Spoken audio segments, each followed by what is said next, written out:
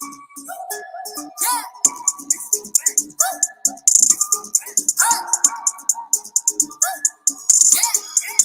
bitches depressed.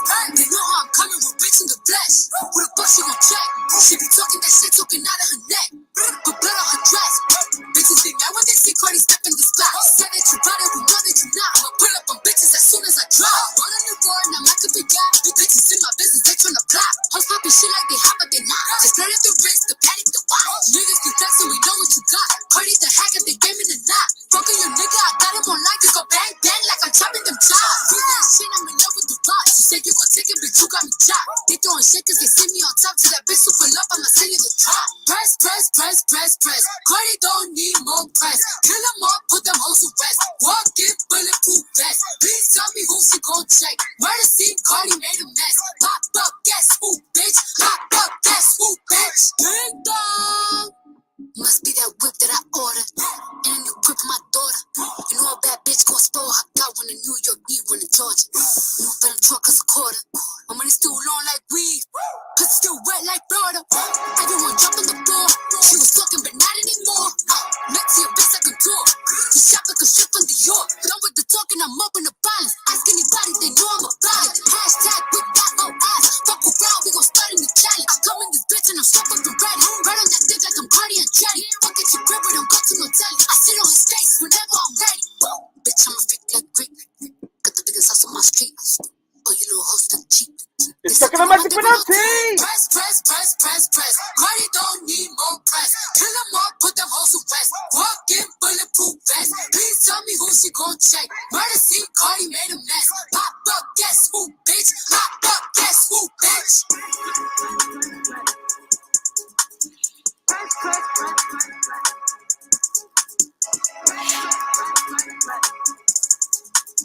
Pop up, guess who, bitch? Pop up, guess who, bitch? What's going on, Conscious crew? Welcome to another riveting episode of the Consciouztv platform. It is your favorite breakdown commentator, CTV, in the building on this old nasty piece of hump day, honey.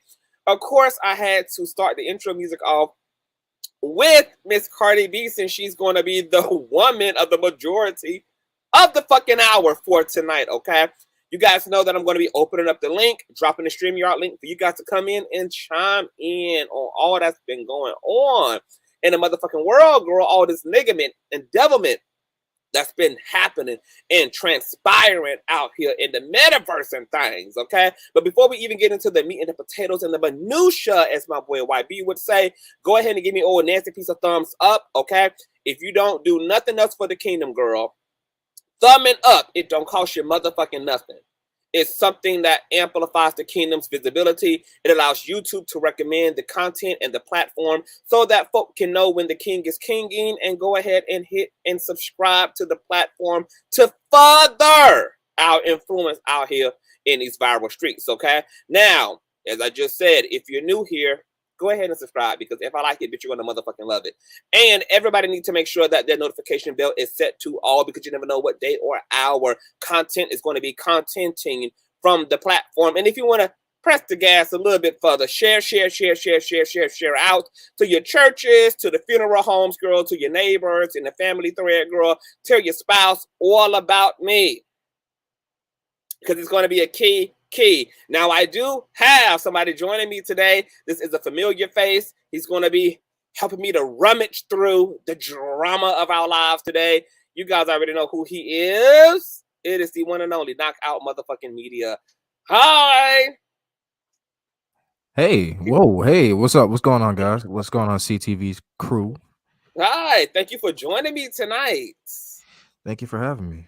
How are you feeling on this Wednesday? Has hump day been good to you? Oh yeah, I mean every day is good to me. I'm always gonna wake up with a smile on my face. You know what I mean? Very good. So yeah, definitely. Today's been very good. You know, I'm starting to think that this deep fryer is starting to replace your need for a damn relationship. I mean, I don't know if this deep fryer can. I don't know if a woman can compete with this new deep fryer you done added to the kitchen well. I mean, I do kind of make love to the food. If y'all can't see, I put my foot in it. Period. So yeah, I try to get it right. But is this any preview into a new Knockout Media segue or Knockout Dishes? Like, is this a new channel? Are we on a horizon of something? I might do. You know what? Yeah, because that might be a thing. I have something for my backup channel. Is just might just turn that into the cooking channel and show y'all how I can throw down. You know what I mean? I do have some like hidden skills that people wouldn't expect. So hell yeah, I might do that. Hey man, you know, women are turned on by a man who can cook. So I wouldn't be surprised if your personal life get real moist as a result of you putting on them cooking skills and for the see world to see. I'll be the type to do it. I'll do it, and I'll do it like to the point of I'll make some dishes, man, that people won't even expect. I'm telling you, I'm pretty sophisticated. So yeah, I got you guys. I'll make some good food. Okay. But can you tell the people who don't know you but want to get to know you where they can find you at on these YouTube streets? Okay, so I am Knockout Media. If you type in Knockout Media, you can find my videos, or if you type in KOM, that's my main channel. I have a website, knockoutmedia.com, and then I have some backup channels as well. If you go to the main channel and you scroll down my community wall, you'll find the links to my backup channels and such. But yeah, Knockout Media with 2 C's. And also, I mean, like I said, don't be surprised, you guys. Like, you know, you click on my channel and you see some wigs, or you might see some different things. So don't be alarmed. That's all I'm gonna say. What happened? Don't be alarmed, bitch. Just be subscribed. Okay? Yeah, be subscribed. Period. Well, with no further ado, we're going to jump right into this shit tonight, you guys. We're going to let you guys come up and give y'all perspectives as well.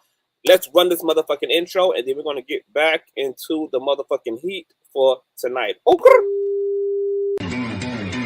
I know a place where you can recharge your soul. Baby, that's Consciouztv. And in the midst of brokenness, he gon' see your asshole. Baby, that's Consciouztv. You gon' heal, you gon' laugh and catch a little shade. Ooh, girl. Y'all know he be slaying, y'all better stop playing. Come hear what he's saying. Ladies and gentlemen.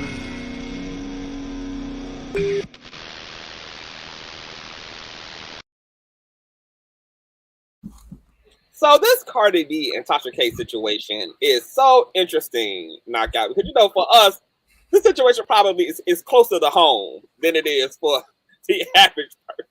You know what? Hold on. You know, I got to give you a glam shot. Period. Yeah, I'll turn the light on me. Yeah, here we go. Period. You know, 1990s big dick porn star. Period. Oh yes, yeah. See, that's what I was trying to. Ricky ass nigga. That's what I was trying to give. You know what I mean? Look, go ahead and get the lighting right. You might have to ship me that bandana because I be living for that bandana. I was like, damn, I didn't want you to. I can't be getting outclassed every time I get on your live. No, it's an all head don't care brothers. Yeah. We in this bitch. we in this motherfucker. That's OP. I can't with you. So this Tasha K and a Cardi B shit is probably closer to home to us than probably is for most people for obvious reasons, right? Right. When you first heard about this lawsuit between Cardi B and Tasha K, what were your initial thoughts?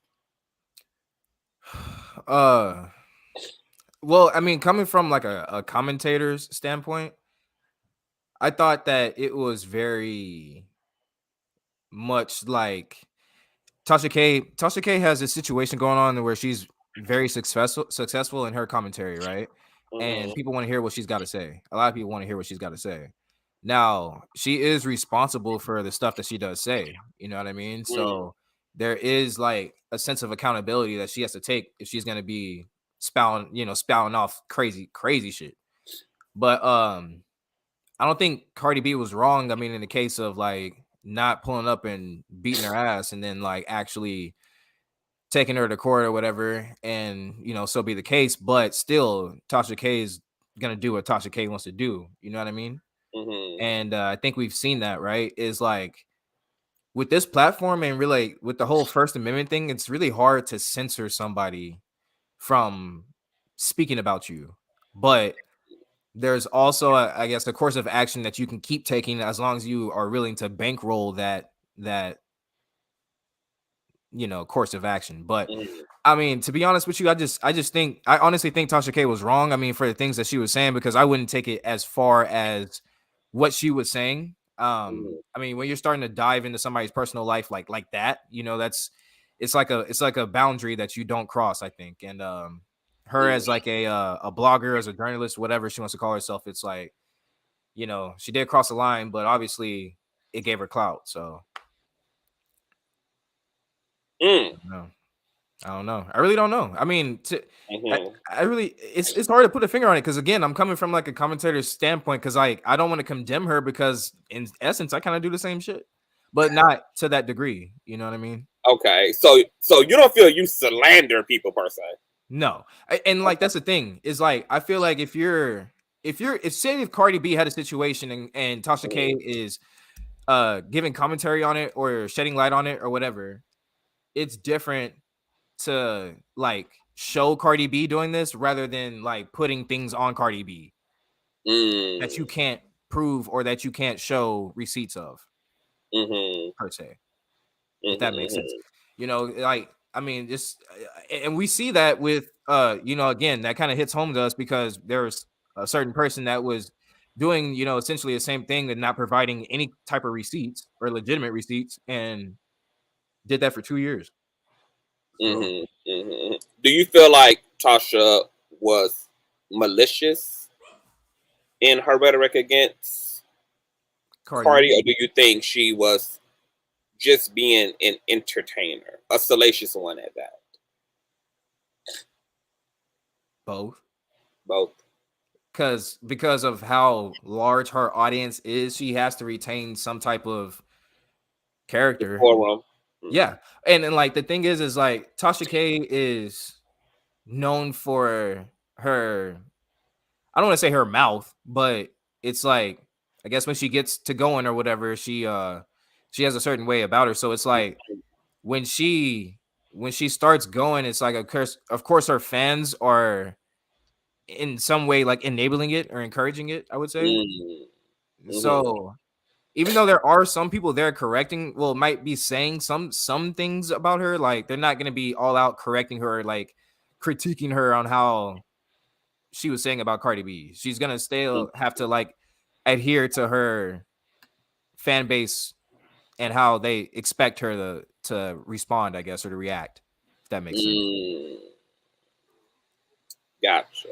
Okay, well, we got a lot of discussion to get into from the perspective of being Cardi and the perspective of being Tasha K.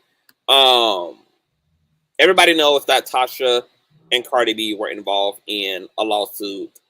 Cardi B sued Tasha K over libel that involved slanderous remarks around Cardi B allegedly being a prostitute, her shoving Hennessy bottles up her twat, just a slew of things. Her allegedly also having a STI, STD, and apparently Cardi B tried to put on her big girl panties and initially tried to reason with Tasha, reach out to her in the DM to let her know that these things weren't true, and kindly asked her to just kind of drop the nonsense. They're both grown, they're both mothers. It would make more sense for them to work together than to be against one another.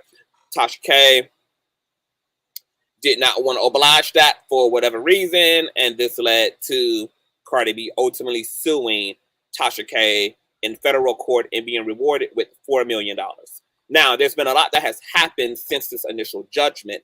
So we're going to get into one of those things that have taken place since the lawsuits, since Tasha Luther King graced us with her initial remarks after the verdict and told us that she would actually be appealing the verdict. Okay, so I want to bring up a article and share this with you all and Knockout Media for further discussion. And this article, honey,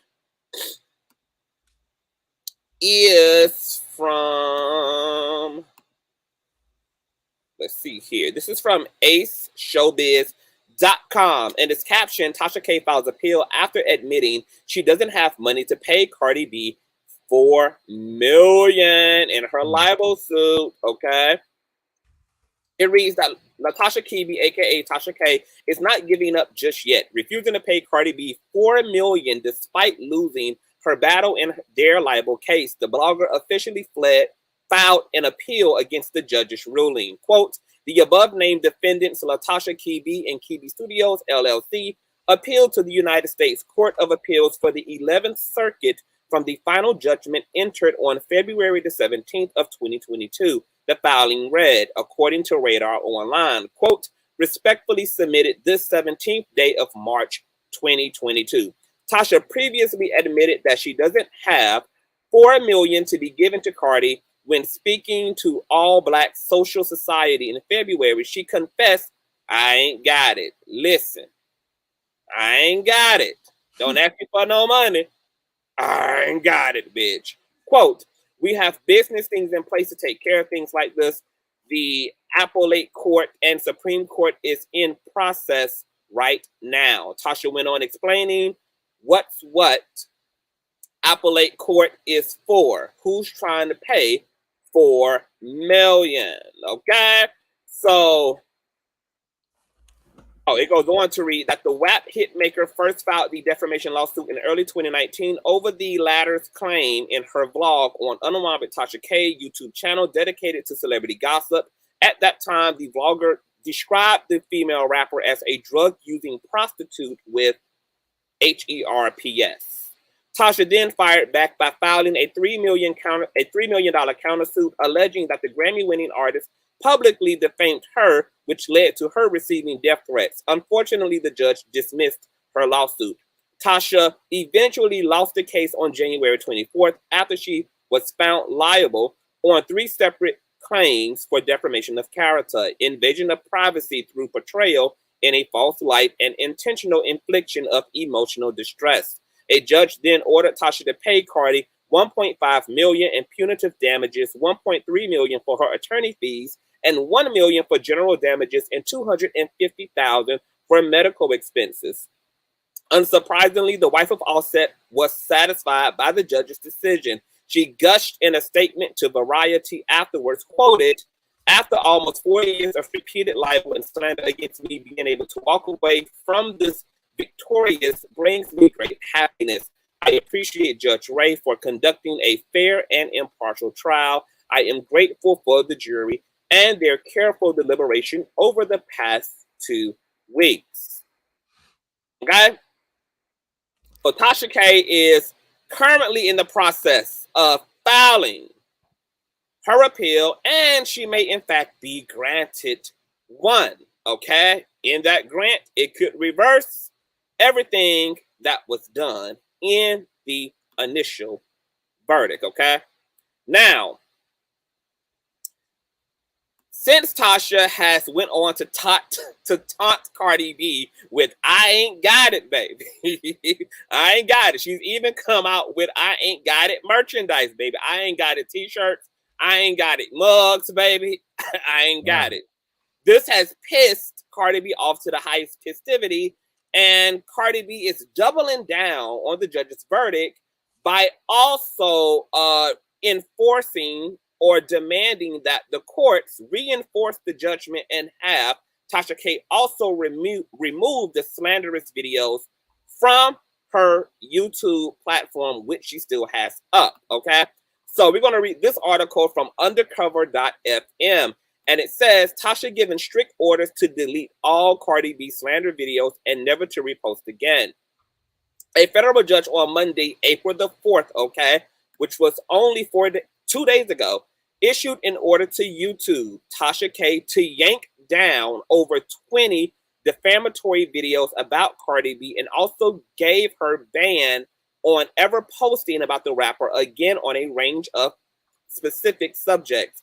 Judge William M. Ray, 2 months after Cardi B had won a $4 million defamation verdict against Tasha, has issued an alleged permanent injunction against the YouTuber, which would require her to take down 21 videos within the next 5 days and to never ever utter certain statements again. The statements that were banned include that Cardi B allegedly had prostituted herself and that she had contracted HERPES, among several others. The injunction happens to be the product of an agreement between the two parties. Last month, Cardi asked for the order, arguing that Tasha still posed a constant ongoing threat to repost her disgusting lies. Tasha has initially kicked against the order, but eventually agreed to the restrictions imposed on Monday. Judge Ray would have probably still granted some level of injunction, even if Tasha proved adamant to agreeing to it. However, Tasha is currently appealing the verdict to the U.S. Court of Appeals for the 11th Circuit. If that court ends up overturning the verdict, that would mean a revocation for Monday's injunction. Cardi B, you in danger, bitch. You in danger, girl. You in danger, Miss Ma'am. I want to read one more article as it relates to this case before we give our commentary. And this is also from thegrio.com. And it says that Tasha K has mere days to delete previous trash-talking posts about Cardi B, judges says. Blogger Tasha K, who lost a defamation lawsuit filed against her by rapper Cardi B, has mere days to delete her old post about the star in Atlanta judge ruled Monday. Tasha K has appealed the nearly $4 million judgment against her. However, according to TMZ, old post in which she defamed the rap star must be taken down from her popular YouTube page and social media accounts while the appeal is ongoing. Okay, but Tasha K is appealing that judgment and had yet to remove the post and or videos. The rap star testified in January that the videos created by Tasha K, whose legal name is Latasha Kibi, were harassment. Quote, I felt helpless and hopeless, said Cardi B, as the Griot previously reported. It was just constant harassment. The rap star, whose legal name is Belkelis Almanzar, said on the stand that she had suicidal thoughts every single day to the point that I felt that I was being a burden to my family. My mother and husband noticed I wasn't happy. Every time I woke up, I had anxiety. In statements afterwards, Kibi responded to the January 25th judgment by saying, quote, we called bluff against a machine that wanted to bully me for not wavering in my personal beliefs, a machine that has corporate interests to protect prostitution, drug use, promiscuity, and to glorify the violence that wreaks havoc on our society and in our neighborhoods. It's sold to our children as the it factor. This machine, this thing, secure and extremely prejudiced. Wow. Prejudicial. Prejudicial. I don't know why that word is fucking me up right now. Prejudicial, okay? Fuck it. We're gonna butcher it. Verdict. Okay. Yeah. Prejudicial.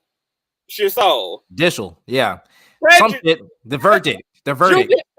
Prejudicial. CTV hires me. He hires me right now. That's crazy. Look, I'm excellent in my motherfucking read, girl. My brain is the prejudicial verdict against myself and my company solely off of sympathy in that infamous payola. If Kibi wins her appeal, she may repost all of her assertions about Cardi B from wherever they were removed. Social media users criticized Kibi's flippant response to the judgment. One wrote, quote, Tasha K is using the Trumpian tactic of acting like this is a blip on her radar and moving on. I guess that's how you survive. Unabashed narcissism and the knowledge that most people are idiots and will follow you anyway. Wow. As previously reported by the Griot, other users want more accountability from Kibi. A poster who identified herself as Simone Johnson said, quote, Tasha, are you reading these comments? People want you to take accountability and just own your mistake. Put yourself in other shoes. Nobody wants someone to lie on them. It's disappointing to see the lack of accountability here. I think she missed a moment to rise above the situation. Thoughts? Well, here before Reckless was wanting the link. Reckless, you don't get to go pop your motherfucking pussy all over Tampa, Florida, girl, and then think you're gonna jump up with that unwashed cooter, girl, and then have us endure this blown out ass pussy, honey. Okay, you should have had your ass here, like you were supposed to. If you would have been working instead of in these streets working the curbs, girl. Okay, nobody would have had to drop you the link. Let me drop her the link. Okay. Okay, so well, first of all, my whole thing is everybody's getting like this thing where they're trying to correct people, saying this is not about what Cardi B said, it's about what Tasha K said. Yeah, the lawsuit is about what Tasha K said, right? But there's been a lot that's gone on in between time. So look, Tasha K saying that she doesn't have it. I don't know if it's that she actually doesn't have it or that she is just saying that because she doesn't want to pay her. But I think she can afford to pay her because it's not going to be, it wasn't all $4 million at one time in one lump sum. You know what I mean? So I think she could have definitely like paid her. She does have it, but she just doesn't want to give it, is I think is what the thing is. And yeah, she's taunting her and teasing her with the merchandise. Like how much? I mean, she probably made, you know, a good little chunk of change even off of that, like little merchandise. So it's like with Tasha K taunting her and like teasing her and shit, I would be mad too. And then I want to bring this up as well. When you start talking shit, right? And it's like you're not commenting anymore. You're just blatantly just talking shit. It's one thing, but Conscious, she still has her videos up about Cardi B, like right now to this day. Hold on. So they're still up, like right now. Right now. Like right now. So you went and check? They're up right now because I was going to ask if the videos are still up. So let me share my screen with you. And that's another thing. While Nike is looking for that, you guys got to realize Tasha K doesn't just make money off of YouTube. She has her own personal website that she makes money from. Of course, this is a very smart businesswoman. You have to know that her money is also tied up into other businesses, shares, stocks, and bonds. I mean, we're talking business. So YouTube is not just her isolated income. But for people to think, like, if you don't, you may not be getting $4 million off of a YouTube check, but if she has patrons, people buying her merch, you know, stuff like that, she gets a really healthy amount of views. I don't know if y'all seen, but like she gets views. So I mean, out of all them 238,000 people on her like worst day versus the, you know, 2 million, maybe 3 million or whatever that viewer at a time, she's gonna get her money off of that. StreamYard, or no, it's not StreamYard, Super Chats. Yeah. I don't know, man. Y'all, I mean, if you don't think people are making money off of YouTube, you're not woke right now. People are making money and flipping money to make money. That's how it goes. But like these big YouTubers, like $4 million is actually very feasible for a lot of like these really actually big YouTubers. I mean, it's not like, and then plus it's like not like Tasha K just has to give her money. Like her husband makes good money as well. So it's like, you know, but the whole thing around it, I think that she's essentially just taunting Cardi B and like trying to just be a menace in a way, and that makes her look bad to me. And I think doubling down and not apologizing or not trying to own up and take accountability, like for the shit that you said that may have rubbed her the wrong way, you know, I really think that is unintegral, and like that would make me want to stop watching somebody. Here, I shared my my screen with you. Okay, because I was just about to pull it up myself. Hey, hey. Okay, so Let me zoom in for you guys that have Yeah. Tell us if because 220 I vision. can't hardly see the screen. Are the videos from the Star Marie interview and stuff still up? Because those would really be the ones that Cardi B like, definitely. So Storm Marie is what you said? Star Marie. Star Marie. All right. Mm-hmm. So The chick who lied claiming that she roomed and board with Cardi B, who initially like gave. Yep. Okay, so this one says exclusive Cardi B's friend Remy snitches and revealed details on Cardi B, the bartenders, and Offset. This is Star Akbar. Okay. Yeah. So Cardi B will snitch on her best friend Star Brim in federal RICO case. This is on her channel, by the way. Let's see. Cardi B's witness reveals what really happened between Cardi B, Offset, and the two sisters. So it looks like the interview with Star Marie is definitely. I guess that one's not up though. Okay, well, I don't know. I don't know. But look, I know for sure if I go up here and type in Cardi B on her channel, there is 45,000. Yeah. Videos. So the order says that there's at least 20 videos that need to come down. I wanted to bring it up because here's the thing. Tasha K, bitch, I know you in the bushes. Cause you fuck with the platform, girl. Hear me loud, sis. Your pastor, okay, got an injunction against another vlogger. And let me tell you why you need to definitely delete the 20 videos in question, because now that Cardi B has petitioned the courts to reinforce the injunction agreement, what that means is that Cardi B can literally have her lawyers submit that reinforcement to YouTube and have them terminate those videos on your behalf. And the problem with that is they may not just simply delete the 20 videos in question. They may delete your fucking channel altogether, because YouTube really don't bother going through the pick me shit. Okay, once motherfuckers have court orders to bring forth to YouTube administration, YouTube usually just zaps a motherfucking platform altogether. So it would be better for you, sis, to definitely or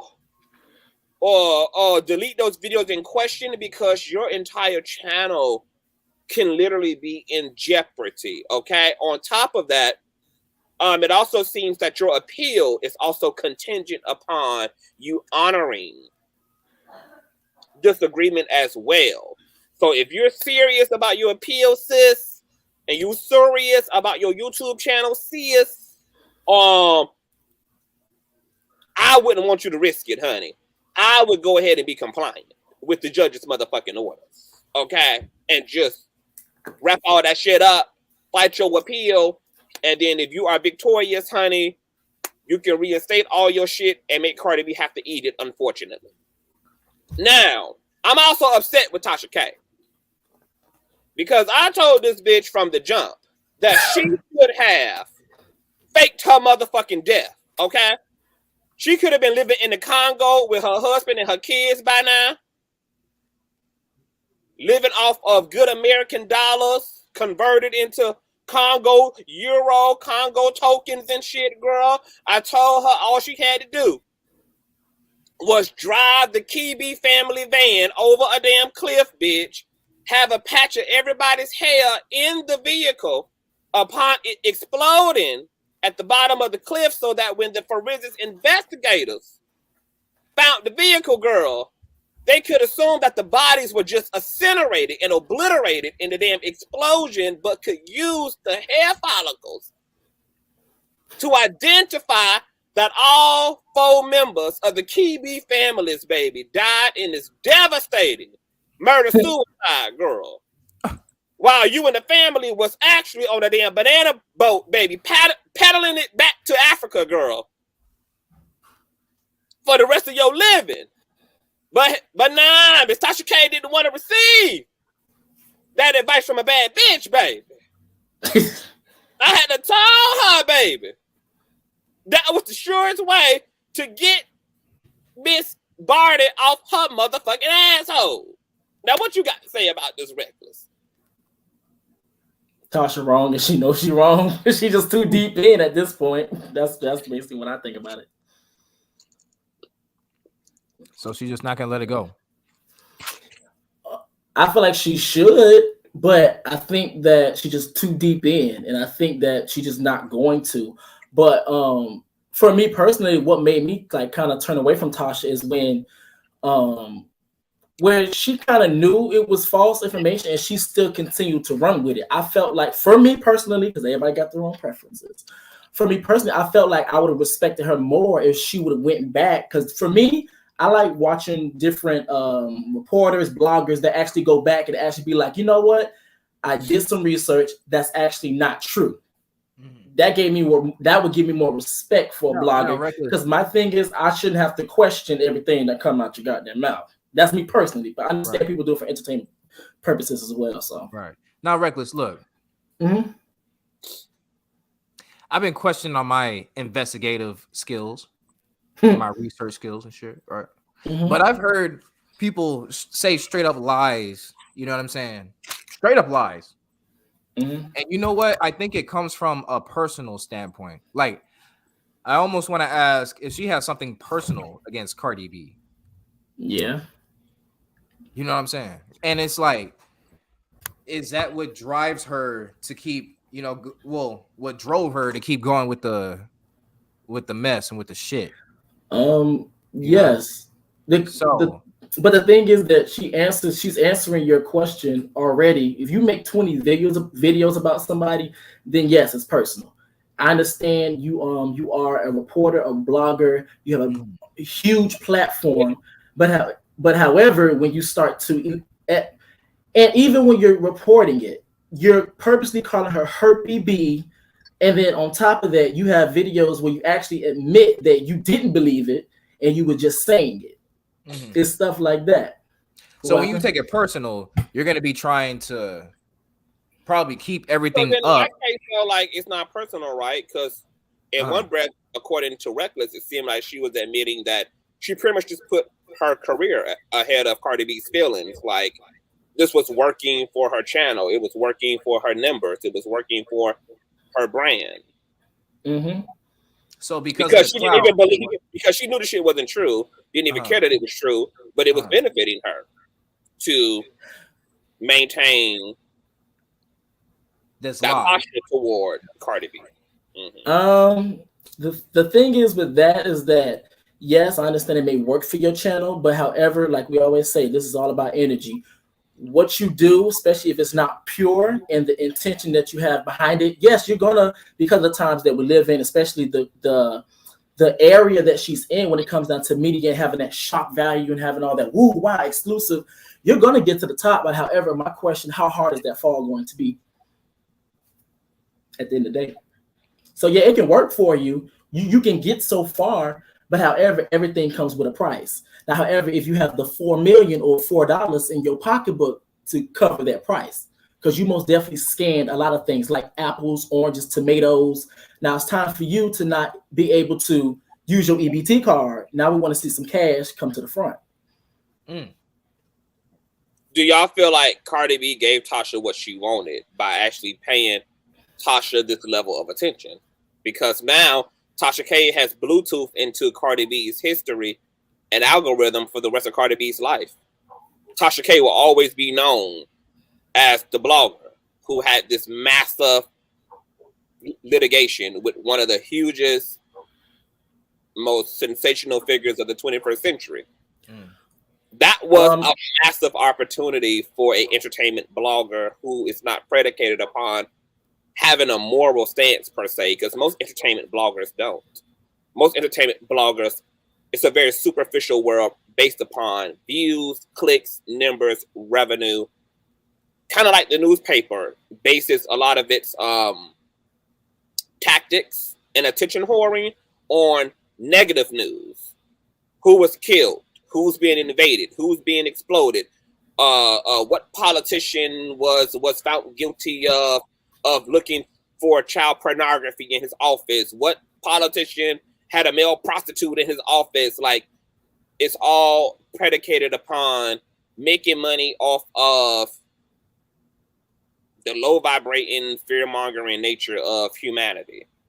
Except entertainment media focuses specifically on like scandal and salaciousness. And that's like the foundation of the tabloid industry. It's not rooted in truth and boundary and respect. It's just not what happens in tabloid media, aka satire media, which Tasha K is like a blend of the two. Some things she do is rooted in truth. Some things that she do is rooted in just gossip, fantasy, and just fantasy and clickbaity. And she's been very open about that too. Not that it makes it right, but she's been very clear that no, I don't always tell the fucking truth. No, I don't always report the truth, and neither do I care sometimes that it's the truth. And the big thing about it is, let me tell you, like, when all of this was going on, the big thing for me is, I didn't understand why people were acting like Cardi, that Tasha K is a single phenomenon. Like, there's literally a whole industry. So, like, how you feel about Tasha, you have to feel that way about the Shade Room. You got to feel that way about TMZ. You got to feel that way about the Inquiry. You got to feel that way literally about the entire box. Like, Tasha K is like a player on a larger fucking machine.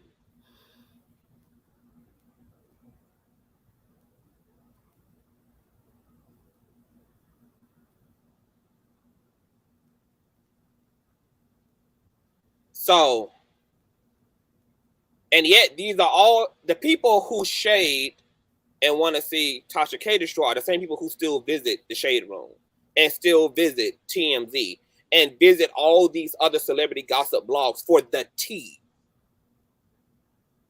For the tea. And yet you don't see a protesting and a march against that, and it be the selective outrage for me. Because the same motherfuckers who don't want you talking about somebody's tea are the first people in line waiting for the piping hotness of it all. But then think they get to be selective about the level of disrespect shown. Now, I can resonate with that. Because look, the level of disrespect that somebody can show, oftentimes the other person will get chastised for showing that other disrespect back, unless there's a general consensus that that disrespect was unwarranted. So in this case, would you say that Tasha K's disrespect towards Cardi B was unwarranted? Yes, it always is. So anything, is. And all of the gossip is unwarranted toward anybody. But the thing is that it was personal, because the thing is like, okay, so the reason, let's take memory lane. All right, so with Star Marie, she had the whole thing going with Star Marie or whatever, and when Cardi ended up hitting her up saying, "Yo, that's not true. Take that down." Blah, blah, blah. Tasha asked Cardi to, one, address Star Marie, and two, I believe, for an interview. Cardi declined. Once she declined, that is when all the other energy came from. When it comes to the Her BB, and the thing about it, Cardi was letting it slide until Tasha was alluding, or she actually said that she gave her daughter those things. And it gets to the point to where Cardi literally posted a picture of her kissing her daughter, something so innocent. And you got people in the back talking about, are you sure that your daughter ain't got this? Your daughter ain't got that. But the whole thing is that these people that say that, they don't really care about. They really didn't care about the well-being Those of are culture. people who already Let's just like.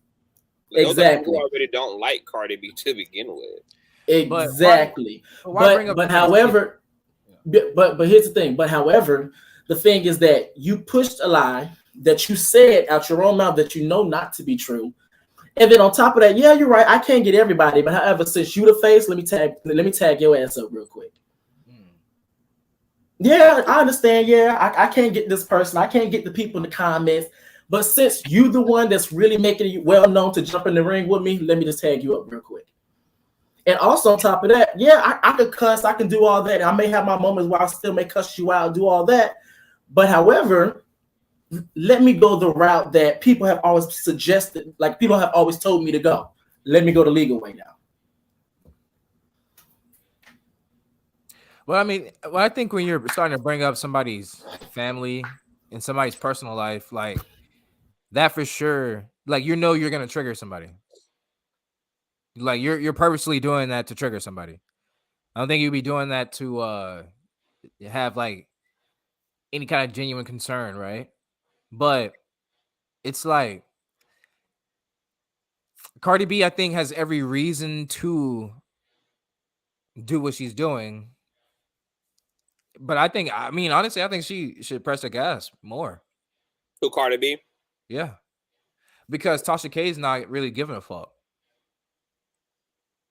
And the thing that would like really was getting me with Tasha K is just it's the manipulative tactics that I just can't take. I'm sorry, I can't. When she did her video, the one when she did her initial statement after the hearing of what that she had to pay the $4 million, she's wearing white. She's trying to come off as this pure thing, and then she's using dog whistles throughout the video. The machine, sympathy and payola. I was like, damn, is this fucking Nicki Minaj? I thought Joe Budden had recorded this the way that she was talking. And also, you started to link up with Nicki after the fact, after you and Cardi had got it's a combination of a lot of things. And the thing is that I'm not looking at just what she says. I'm looking at what she does and what she doesn't say as well. As in, you come in the video, you're looking down, and then you kind of look up, and you're wearing all white. Because you're trying to pull off this particular look or this energy. And you saying, this machine, that, already knowing the black woke people, that's a dog whistle for their ass because they already feel a certain way about the industry. And the machine, this, and they doing this wrong and other. But the thing is that you're using real issues, but however, I guess you're kind of forgetting the part that you also played in that as well. Yeah, yes, we can talk about the machine, but let's not forget that you was the mechanic or the engineer as well. Now, the whole thing is that Cardi B is like, she's not gonna ruin her stuff because I think essentially she has people backing her up. I mean, for sure she has money, but I don't think she's really coming out of her pocket for this because this is her character that she's dealing with and her whole image and her brand. Like, it's not just her personally, you know what I'm saying? And then Tasha K, like I said, I don't know if YouTube is gonna be like one of her main sources of income, but it's gotta be, you know what I mean? Like, because Tasha? Yeah. Well, I'm sure it's one of her main. One of them, Reckless. Not the most, but probably probably top 3, I would think. And so it's like if she gets this channel taken, then it's like, what is she thinking? She's gonna start another channel and get 900 million subscribers back, you know what I mean, that same day or something like that. Like, I don't know. But she's already almost back at 1 million. Right. After people called themselves canceling her. Right. And she lost what? 20K. 30 something K, and now she's damn near one subscriber away from 1 million again. Yeah, see, that's wild. And that's really, goes to show how loyal her fan base is to her, or like how much clout she got really off the situation. She's at 1 million. K or You know what's so CTV. funny? The fact that both Tasha and Cardi B are still winning Yeah, out of the proves situation. that what happened between them doesn't really matter. It proved, I mean, it of course it annoyed and hurt Cardi B, and it's costed Tasha K money to be able to put forth through the litigation. But the fact that they're both still thriving really also is indicative of how this really didn't translate beyond hurt feelings and big egos. Hurt feelings and big egos. Cardi has went on to make number ones and to sell out shows and records and win Grammys and the whole motherfucking nine. Like, has went on to did amazing collaborations, boom, boom, boom, pow, pow, pow, pow, pow, pow. So it definitely was a personal fight for the both of them. Tasha K had no choice but to fight Cardi B in court because Cardi B had summoned her motherfucking ass forward. So she had to fight. Cardi B wanted to make a point, and this is what I was afraid of because when I had last covered this whole situation, because we're going to move into the next Cardi B segment in a minute, is that my big question to Cardi B was, at what point do you also like transcend it? At what point do you transcend all the shit that people are going to always talk about you? Because no level of success can come without the pendulum swinging all the way to the right to the dark side. So you're going to have a fan base and you're going to have just as much of an anti-fan base. And you're going to have bloggers and other entertainers who make up that community of anti-Cardi B fans.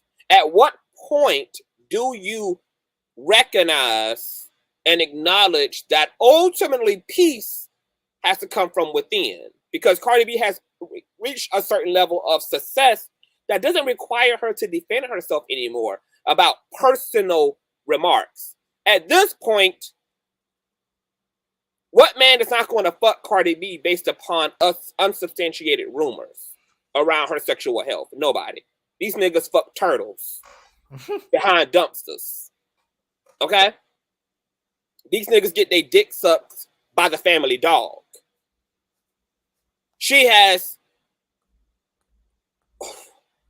Tasha would not have been worth it for me at Cardi B's level. Anybody else not at Cardi B's level, I would have understood pressing the gas.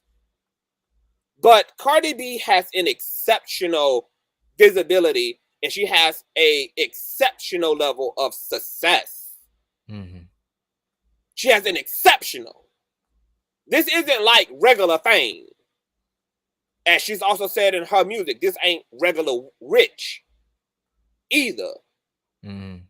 She had, we're talking about hyper visibility. So fucking hyper that it has pissed off bitches like Nicki Minaj, who's like, how is this hoe winning over me? I've put in way more work, been around way longer. I feel I'm way more talented. How is this hoe just come in this bitch wrecking shop? And her name is now leveled up next to mine. Because that's how exceptional Cardi B. Anybody else in this situation, I would definitely be like, yo, tear Tasha up. But I cannot understand being at a Michael Jackson, Beyonce level of success and making Tasha K a fucking thing in my reality. I wouldn't give a fuck what Tasha K said. Bitch, I am Cardi fucking B. And what that means, Tasha K, is bitch, you could never. You could never. And I don't understand how Cardi B don't have the bitch you could never attitude at her level. Bitch, I have a bitch you could never attitude at this level. I don't understand how Cardi B done made all the money, all the success, all the charts, done seen all the world. Are you coming? You done seen it and got it and gained it all. Hold on, you coming? You got a husband, girl. You got kids, bitch. You got Girl, you ain't even got to write your shit. You ain't even got to so-called be a good rapper. Like, it don't even matter because that's the level of exceptional privilege you've gotten. How do you stand in Cardi B's red bottoms?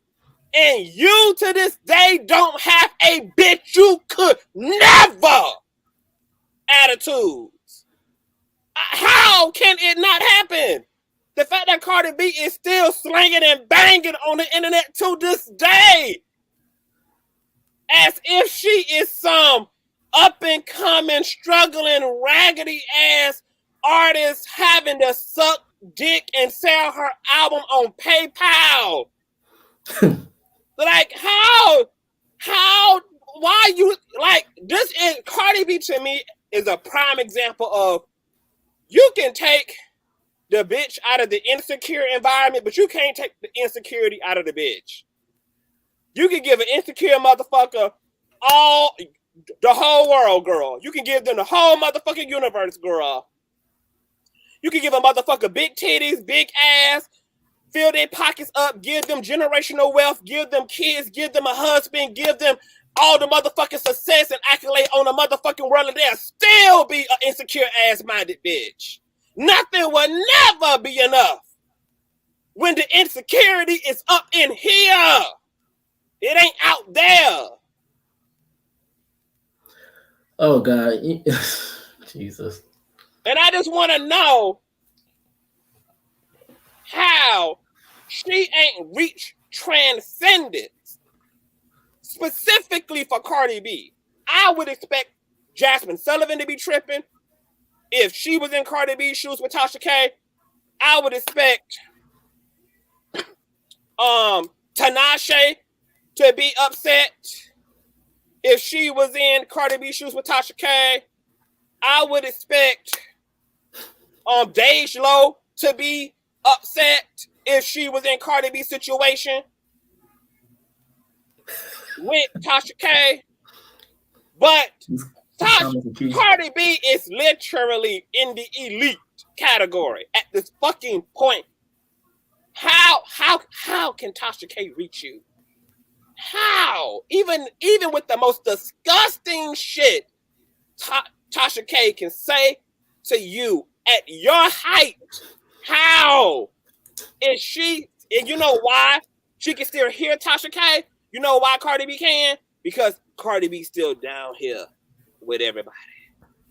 Ooh. She's still down. Well, conscious.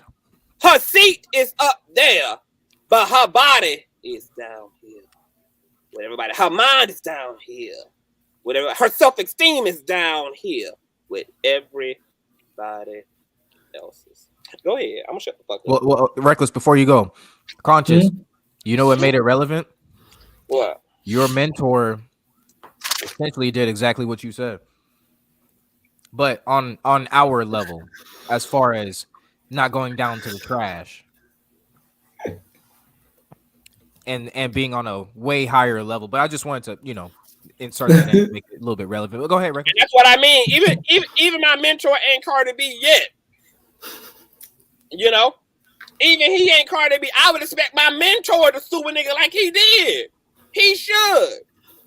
Because even though my mentor got his shit together and got it going on, he's still at a level where those things can affect him. Cardi B ain't in that position. She's at a position where it don't matter what Tasha K can say without facts. It can't hurt her motherfucking pocketbook. It can't. The only thing that can hurt Cardi B out of Tasha K's mouth is if what came out of Tasha K's mouth was the truth about Cardi. But long as that shit is unsubstantiated and without facts, at Cardi B's level, there's nothing that she could say that could have any real impact on Cardi B's life, except it being emotional. Now you've been trying to jump in here, Reckless. Oh no, I've been watching the chat. I mean, this is gonna be okay. But you were trying to interrupt me to respond to some shit in the chat. Well, for people no, because Well, Because she I'm has to seeing. respond because it's her child. You don't see Beyonce responding to everything people say about her kid. You don't see. But I was gonna. Thank you. Hold on. Thank you for bringing up Beyonce a knockout. Because Beyonce done had every motherfucking thing under the sun said about her motherfucking ass. Y'all done dragged Blue Ivy's hair. Y'all done dragged her motherfucking daddy. Y'all done accused Beyonce of sacrificing Aaliyah as a blood sacrifice to the motherfucking Illuminati. Y'all done accused this damn woman of everything under the sun. Drag her marriage, drag her group, made her the narcissist. I mean, everything done been said about motherfucking Beyonce. And what Beyonce had to turn around and tell them hoes information. The best revenge, bitch, ain't your lawsuit, girl. It's your paper. It's your paper. Because at some point, you got to understand, girl, that there's something larger than you out here protecting you. Something larger than you. Than your own ego. Let your legacy speak for you. Tasha K trying to get to where Cardi B is, and Cardi B don't even realize it. She made herself available to Tasha K, and Tasha K benefited from the availability. Cardi B could have went on with the rest of her motherfucking life despite that Star Marie interview being done, like she did. Star Marie didn't keep WAP from going to #1. Star Marie didn't keep any of Cardi B's motherfucking collaborations with any other fucking group from going to #1. It ain't stop her ass from winning the BET Award. It ain't stop her ass from performing at the American Music Awards. It ain't stop nothing. It just aggravated Cardi B.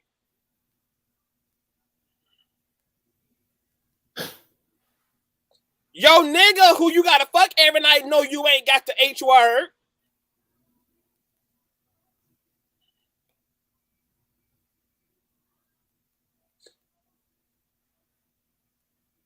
Now she took up her issue with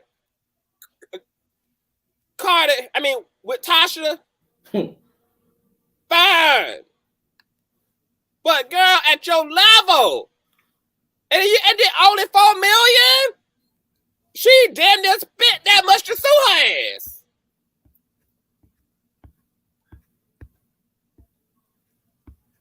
At Cardi's level is what's getting me. Anybody else in this situation, it's like you got to do what you got to do. Because word on the curb matters. When you anything less than so privileged that you are removed, like Will Smith is, from the consequences and repercussions. Will Smith got to take his ass home after assaulting a person in front of millions of people, something that the rest of us would be locked up for. Will Smith got to go shuck and jive and twerk at the after party of the award show. Because that's the level that these niggas are at. Cardi B got to throw a red bottom at Nicki Minaj's forehead without having to see Nicki Minaj in court about it. Because that's how removed these niggas are. They not us. If you don't think and that, I'm gonna tell you something else. Because see, bitch, I'm a minority within a minority within a minority, and I commune with other minorities within a minority within a minority within a minority. There are motherfucking black trans women living through some real shit every day in their hoods, in the fucking gutters of fucking Crenshaw, in the goddamn projects of Harlem and Brooklyn. There are real everyday motherfucking people who gotta eat the everyday injustices that happen to them emotionally, who are for real being bullied. And guess what? Unlike Cardi B, they can't click off the motherfucking teasing and bullying that they're walking past every day, that they're sitting in class with every motherfucking day, that they're in the train station with every day.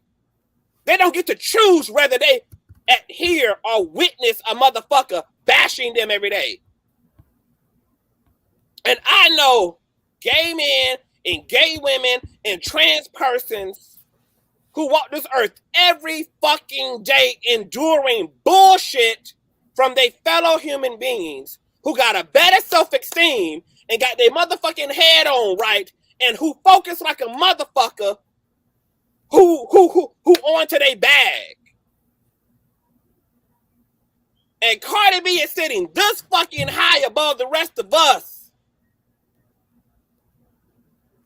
and feeling victimized by what one bitch over on some side of YouTube got to say about her.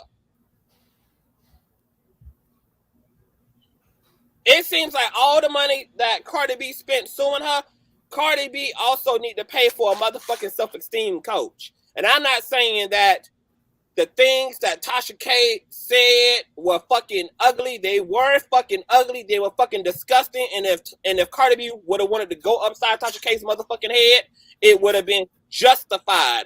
But I can't understand why somebody at Cardi B's level would put Tasha K on her level.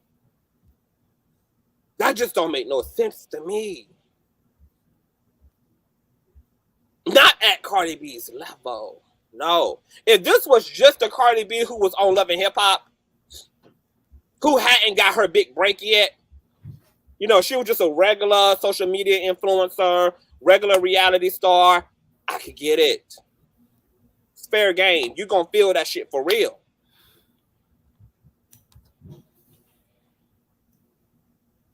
At this level, no.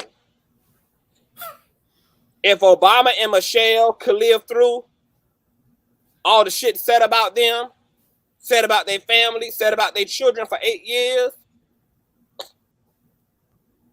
if they could endure a whole motherfucking nation publicizing their criticisms, their conspiracies, I'm sorry, people have gone ahead of Cardi and showed us that unbotheredness can be achieved. How is CTV straddling? Somebody said you're straddling. If I'm straddle your ass on out the door. Because I'm doing very motherfucking well to articulate what the fuck I'm saying. And if you can't catch the context and you can't figure it out and you ain't hearing it correctly, I ain't about to break it down to you. I have a question. You straddling by not knowing whether your ass want to be here or not. So you make a damn choice. Yeah. So my question, I have a question. Are we gonna drop the link? Because I can tell by these comments, a bitch gotta be here obsessed though. That's what it is, baby. You gotta straddle the dick where you want to be. Okay, it's not. You're not saying. I don't understand how you're straddling the fence when you're saying. Give a fuck. I don't give a fuck what a motherfucker got to straddle. I said what the fuck I said. But how is he straddling the fence if he's saying? I feel what the fuck I feel, and I'll come back tomorrow and say it all over again.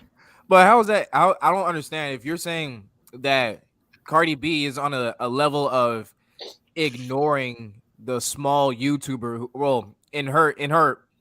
You know what I'm saying? Relative. Ignore the small YouTuber who's talking about you. Like what? Like that's not out of bounds. I feel like that is very much a strong sentiment that a lot of people share. It only don't make sense to a bitch who can't make no sense enough. Yeah. Okay. And we don't talk to confused bitches. So straddle your mother. So you stop straddling. Figure out whether you want to be in the stream or out of the motherfucking stream.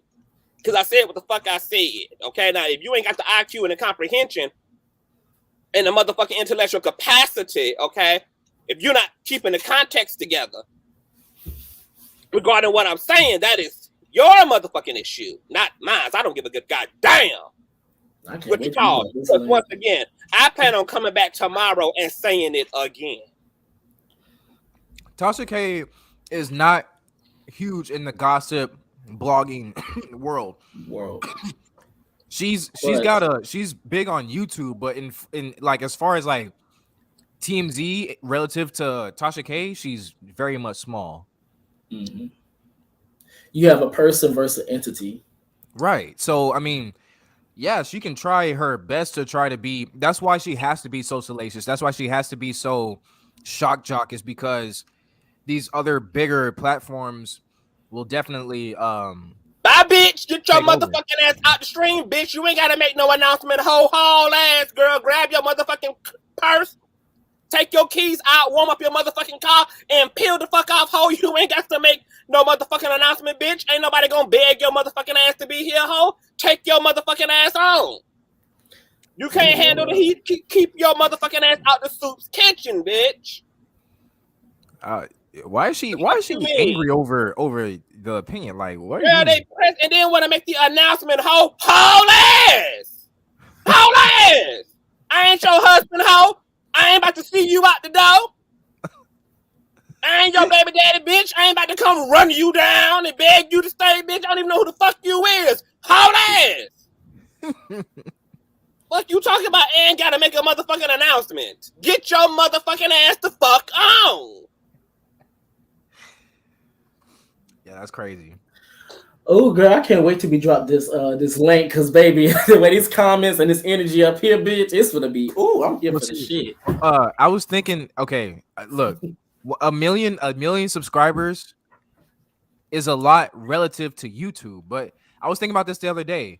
When we're thinking about like a nationally syndicated show, like say like Wendy Williams, we're talking about millions of people tuning in per show.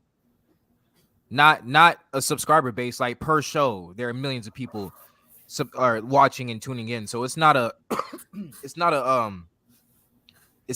like the YouTube numbers are really reflective of how popular you are. That's really relative to just YouTube, to be honest with you. Now look, in the blogging world, like I said, in the gossip world, celebrity gossip, you know how I always say, like, it's saturated, like oversaturated, because there are so many people covering it, and it's not just Tasha K who's covering Cardi B. And that's somebody stated that earlier, that why is Tasha K the only one being singled out? And it's like, well, I mean, you gotta see what the content contains. It's not just that she's talking about her, that she may be the only one that's big talking about her. It's the stuff that she's saying, trying to get ahead of everybody else. And keep in mind, she's the one that's breaking exclusives. So it's one thing if you just commentating on something that's already out. It's another thing when, bitch, you the one that put it out. So yeah, I'm for fuck all them other hoes. I'm coming for your ass. But girl, Herb drop this link. This gonna be crazy. I'm about to hurry and do a motherfucking thing. What I'm about to hurry up and do is get through the rest of my goddamn show. Girl, this gonna be a kick. Because you gonna be the one to invite the motherfuckers up here, but I'm gonna be the motherfucking ones dropping their ass off in the river. So if you want their ass up here, when they come up here, it's gonna be your burden to handle their ass. When they say something I disagree with, then I will. No, bitch. When they get out of order, period, girl. I'm burdening you with when they say something I disagree with. I'm calling them up here, but I'm the one that handle their motherfucking ass when they get here. So when they get here, well, no, we gonna get Reckless to flow. Direct all your commentary toward Reckless. Ask all your questions to Reckless, honey. Okay, and he gonna get y'all in order. Now, while we speaking on Cardi B, no short of controversy, bitch, done deleted all her motherfucking social media, according to people.com. And it reads, Cardi B deletes Twitter and Instagram after clashing with fans for not attending the 2022 Grammy Award show. Cardi B was nominated for Best Rap Performance at the 2022 Grammy Awards on Sunday evening. This article is by Nicholas Rice. Okay, and it reads, Cardi B is stepping away from social media. The 29-year-old rapper deleted her Twitter and Instagram accounts on Sunday evening after she clashed with fans for not attending the 2022 Grammy Awards. Quote, I'm deleting my motherfucking shit, but oh God, I hate this fucking dumbass fan base, Cardi B wrote, according to Billboard, who captured her messages before her account was deleted. Quote, you got the slow dumbasses dragging my kids all because y'all thought I was going to the Grammys and I didn't. The fuck? She continued in another. When the fuck I hinted I was going? Just fucking stupid. I can't. I need to protect myself. A representative for Cardi B did not immediately respond to people's requests for comments. Okay. And another Billboard reported that Cardi B once again asked fans when she ever gave them the idea that she would be attending the award ceremony, where she was nominated for Best Rap Performance. She lost to Baby Kim and Kendrick Lamar's Family Ties ahead of the Grammys broadcast. Quote, "When did I hype y'all up?" Cardi said, per the outlet. Quote, "Where and when did I ever give hints? Like, are you okay? I'm not going to an award show if I don't got a new song to perform or my album ain't out. Next year," she added. Cardi B then explained to fans in another tweet that she wasn't even in Las Vegas where the Grammys were taking place. Quote, "I've been posting on my IG stories where I've been at. Like, clearly I'm in my house and I'm in New York," she wrote. Quote, "Y'all so fucking dumb. I really don't like y'all," Cardi B added in a follow-up message per Billboard after fans began to mention her two children whom she shares with husband Offset. Later on Sunday evening, Cardi B appeared in an Instagram live video where she addressed the Twitter situation and not attending the Grammys. Quote, why would I go to the awards for?" she asked in an 8-minute clip, according to E! News. Quote, "Do I have any new music? Why would I show up with one nomination?" Cardi B spoke out about fans who brought her children into the conversation. Quote, "That shit really pissed me the fuck off," she said.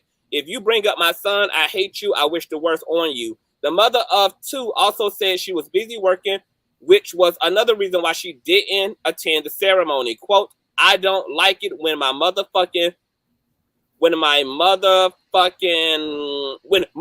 attack me to do some shit and then call me lazy because I'm not doing it," she said per E. Quote, "One thing I hate is when people call me lazy because I work so motherfucking much, and that is why I'm fucking mad." So here it is, girl. Cardi B is dragging her motherfucking fans for filthy rich. And yes, to her defense, baby, her fans lit her motherfucking ass up, baby. They told that bitch that girl, your child must be proud to have a lazy bitch of a mother like you. I mean, they were saying all type of shit to Cardi B. They was dragging her, talking about, girl, you've been claiming you had a fucking album coming out since Jesus helped Peter to walk on motherfucking water. Hoe. Like, her fans were clearly at a point of frustration. They did not mind articulating that shit, and Cardi B got up with they motherfucking ass, baby. Every motherfucking tweet, bitch. Cardi B didn't give a damn if she had to be there all night on Twitter breastfeeding her damn children, hoe. She was gonna let off on them hoes that night, baby. She had time that night. So what do y'all think about Cardi B letting her fans have? Do y'all think that motherfuckers just be doing too much when it comes to their celebrities, their content creators? Do y'all think that there should be a balance between supporters and their entertainers? Shit. I think Cardi B at this point was definitely, she knows that her fan base, that her career is on a decline. Let me say that. She knows her career is on a decline. And I feel like, just like people are putting in the chat, she's got one nomination and no album out right now. So it's like, maybe she's feeling like her career is on a decline, and whatever fan base she's got, if they're going to chastise her or like try to come at her for not going to, whatever, like fulfilling whatever wish that they want, she's like, fuck it. Like, I'm just going to drop y'all off and keep going. I honestly think that. And, I mean, because look, why, if you're going to be like, oh, well, I only got one Grammy nomination, I'm not going to fucking show up. Like, you're pretty much like accepting defeat. You know what I'm saying? So that's how I'm looking at it. Is like she just kind of gave up and was like, whatever, fuck it. Like, I'm gonna start clapping back. And that's what she did. I'm gonna balance this out. I don't agree that she believes that her career is on a decline personally, only because we've had that whole thing before where people said she was on a decline, then she came up with WAP, and then she came up with Up, then she came up with a whole bunch of other things. But what I will say is this, is that yes, there should be a balance. If you are a fan of somebody, then yes, it's not, you don't go too far with them, as in saying certain things. But however, the only thing that gets me with Cardi, and you know I love Cardi, but she gets me when she keeps responding to certain things. Because what not only are you, I guess, releasing and you're doing all these different types, but you're also letting people know certain things to attack, to piss you off. And if you're going to respond, continue to do it through your music. Like, and it's gonna have to be that way. Like, because even if you respond to interview, let it keep relating back to the song that you have coming out. I'm gonna address everything in my album. I'm gonna address everything in my music. I'm gonna address everything. So that's the only thing that getting me when she keeps responding. Because yeah, I get it, yeah, but do it in your music if you feel the need to respond. And I did like the fact. Well, I don't know if it's about force or about choice or whatever. Take your break away from social media. Because apparently it's a lot on you. It's a lot on you. And keep in mind, too, I want to consider certain people fans if they go to that extent at the end of the day. Right. And keep in mind, and this is a lot of fans, for the most part, are behind pages. Who's to say those are not people that hate you, but however, just put your Barty Gang icon on there. And so to us, we think it's fans, but that's really somebody that don't fuck with you. Now, Reckless, I thought that celebrities had somebody control their shit, their social media. I was under the impression that. Think about it. Why would Cardi B give anyone control over her social media when she uses social media to justify and engage in her insecurities? Well, that's my whole thing. Is like, I thought they had these, like, once they signed with the label, they had these people that would essentially take over their social media and like try to aim it purposely for their fan base or to promote their album or whatever. Like, I would think that the record company is looking at her like, okay, we can't have you popping off and going back and forth with your fans and shit because that's gonna fuck off our money. You know what I mean? But I don't know. I guess to your point, maybe she just does have the freedom to like put her insecurities and shit out there just like we do. You know? Well, I was gonna say, I also think too. Now I'm not in the industry, so I don't know. So if you know, baby, y'all come and correct me nicely. What I will say is that I feel like a lot of things in the industry that they used to do, they're not even doing anymore. From what I hear, this is something I hear. I'm not in the industry. I don't know. They don't do artist development anymore. From what I hear, they don't do a lot of those controlling people's Instagrams and stuff. So I don't know. I really do not know. But if not, she needs to get it and get it quick. Because it's dirt. Right. Like and also too, well, my fault. Wait, but it's also too, it's nothing for me personally. This is me personally. It's nothing wrong with responding to whatever. It's all about the way that you do it. It's especially when it gets to the point to where you're saying stuff, and keep in mind I'll be on her ass about shit. When you say stuff like, I hope you catch the HI, but however the later stage, the A, all the different types of stuff, like it gets to that point, this is where you have to be mindful. You don't know, even though, you may say that out, you may have said it out of anger, you may have meant certain things, or you probably said certain things, you probably don't mean it, but you said it out of anger. You have to keep in mind the same way how we got on DaBaby for saying certain things at his concert, the same way we're going to be on your ass, as in don't say certain things because you don't know who your fan base consists of, especially if you're mainstream. And you saying stuff like, I hope you catch the X, Y, and Z. You don't know one of your biggest fans hold on. have that. Hold on. Mm-hmm. Spell the XYZ. Oh, what's XYZ? H. Okay. So it's HIV and the other one. Hold on. Wait a minute. She told somebody that she hoped they catch HIV. Mm-hmm. Hold on. But she got the motherfucking nerve to sue. And see, this is what I'm talking about with Cardi B. But she got the unmitigated motherfucking Latino gall. This bitch. To motherfucking sue Tasha K over libel regarding certain. Yeah, you cannot make this. See, this is why I can't fuck with Cardi. This is why I can't do her. This is why I cannot.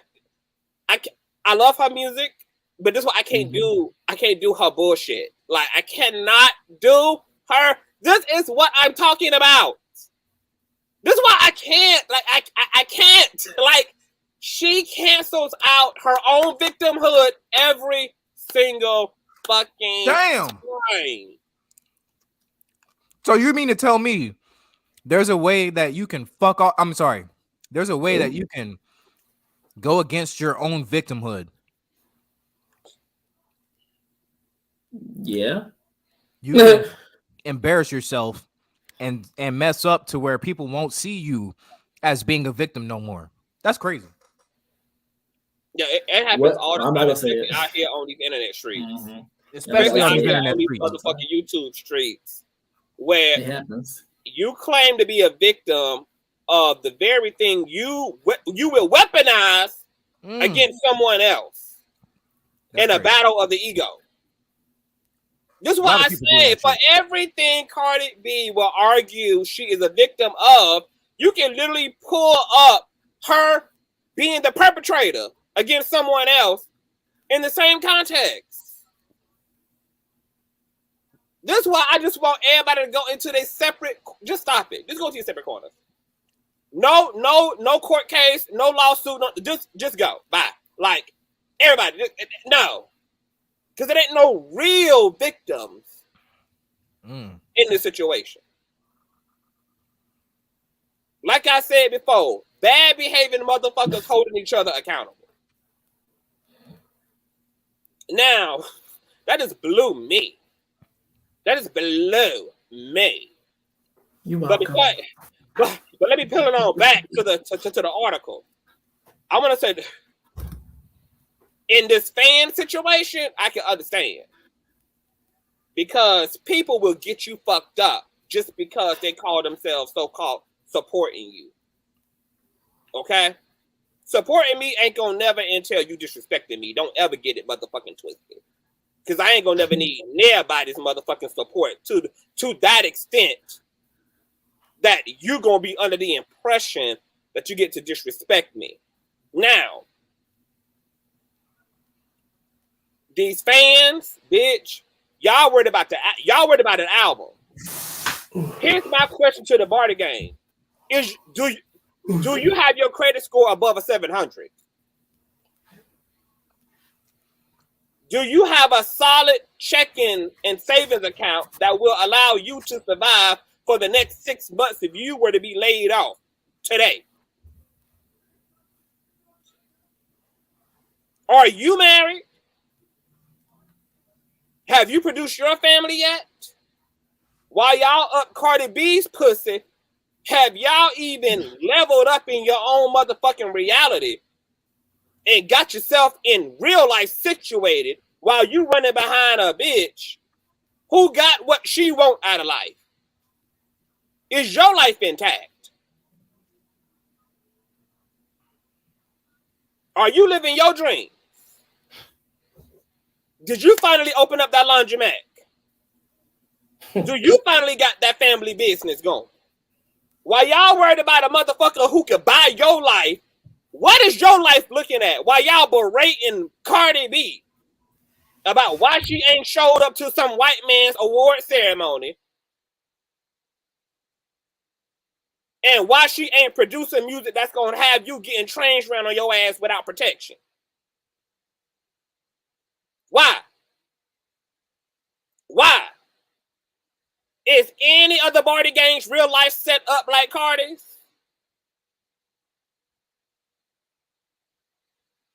Is their personal success in whatever field they in set up to any degree like Cardi's? Why y'all worried about this woman who ain't never got to return back to the music industry a day in her goddamn life? First and foremost, have you swept in front of your own motherfucking door?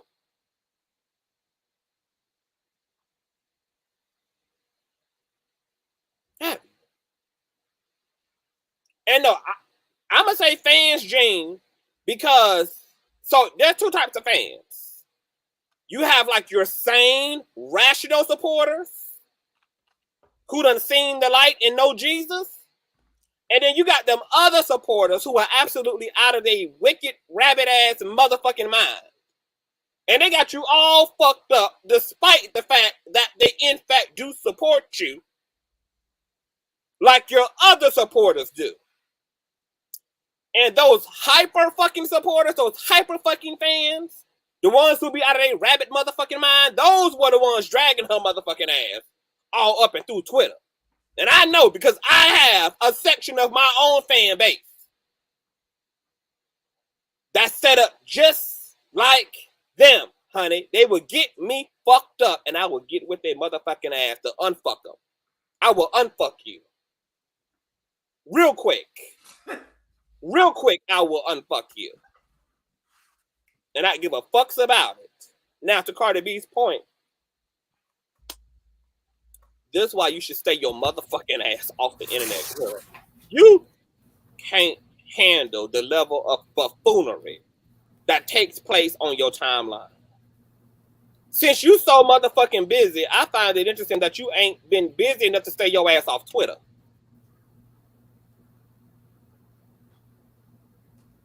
You are at a level of success where people are going to dehumanize you. You are at a level where you're going to be exploited and you are going to be objectified, even by your so-called supporters. Now, Cardi B been successful and been a celebrity long enough at this point to have her shit together. She should know when to fold and when to press go. At this point, all Cardi B need to be using her social media for is promoting whatever the fuck she got going on. And put together some real meet and greets where she can really interact with her fans and cut social media out as a communicative space. Because she's at a level of success where this is going to be out of control. Cardi B wants a system to change that's not going to change. So she can only appropriate herself in this case. It's kind of like the difference when they be like, girl, you're not going to change your family. Your family going to be dysfunctional, raggedy, and dusty as fuck. The only thing you can do now is change yourself. The only thing you can do is control your proximity to them motherfuckers. All you can do is decide whether you're going to put them in a position to trigger you to fuck up or not. Because Twitter ain't changing. And the portion of her fan base that's made up of teenage psychopaths are not going to change either. And if this is her fucking antidote and remedy, is fighting with these motherfuckers every time, baby, that bitch gonna have an aneurysm by the time she's 36. That bitch gonna need more fillers and Botox in her face than Freddy Krueger when it's all said and done, bitch, because she gonna have allowed social media to shrivel her motherfucking ass up. She gonna be looking like a second generation banana in the motherfucking face by the time she is 36, bitch. That stress gonna overlap them strong Latino ass features, girl. And she's gonna be donezo. I'm okay, knockout. Dunzo, what? Knockout! Huh? I was just about to get to the next clip. How long? Maybe like 10 minutes. Should I wait? Girl. I'll wait. Okay, so let's segue, girl. I'm gonna drop the link, but like Cardi B, like, girl, the fans, y'all need to get y'all motherfucking shit together, and Cardi B need to get her motherfucking shit together too. See, what the whole people talk about straddling, bitch, what some of these low IQ ass, no GED getting ass motherfuckers don't understand is that two things can in fact be true at the same time. Two truths can be on the fence together. But to a basic bitch, a remedial bitch, a intellectually reduced bitch, that goes over their motherfucking head. Two things can be true at the same motherfucking time.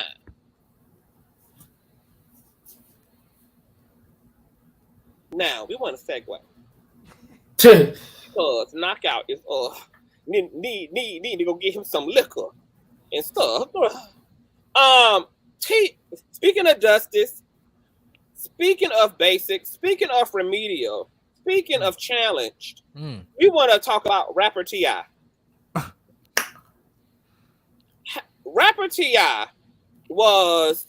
has clearly been inspired by Will Smith slapping the jawline off of Chris Rock because he decided that he was going to go to a local comedian stand up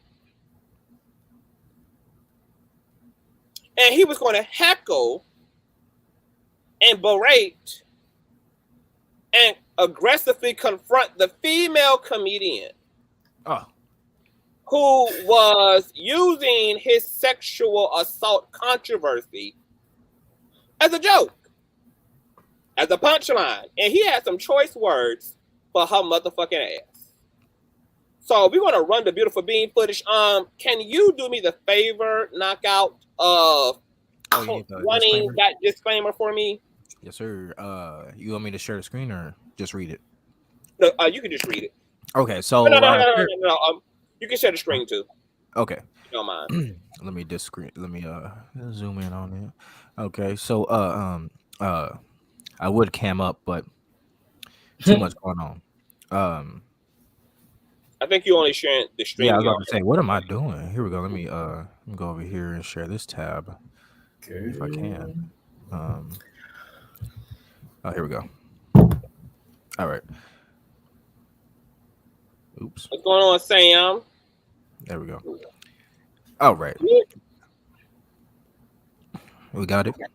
Okay, so fair use disclaimer, copyright disclaimer under Section 107 of the Copyright Act 1976 allowance. It's made for fair use for purposes such as criticism, comment, news reporting, teaching, scholarship, education, and research.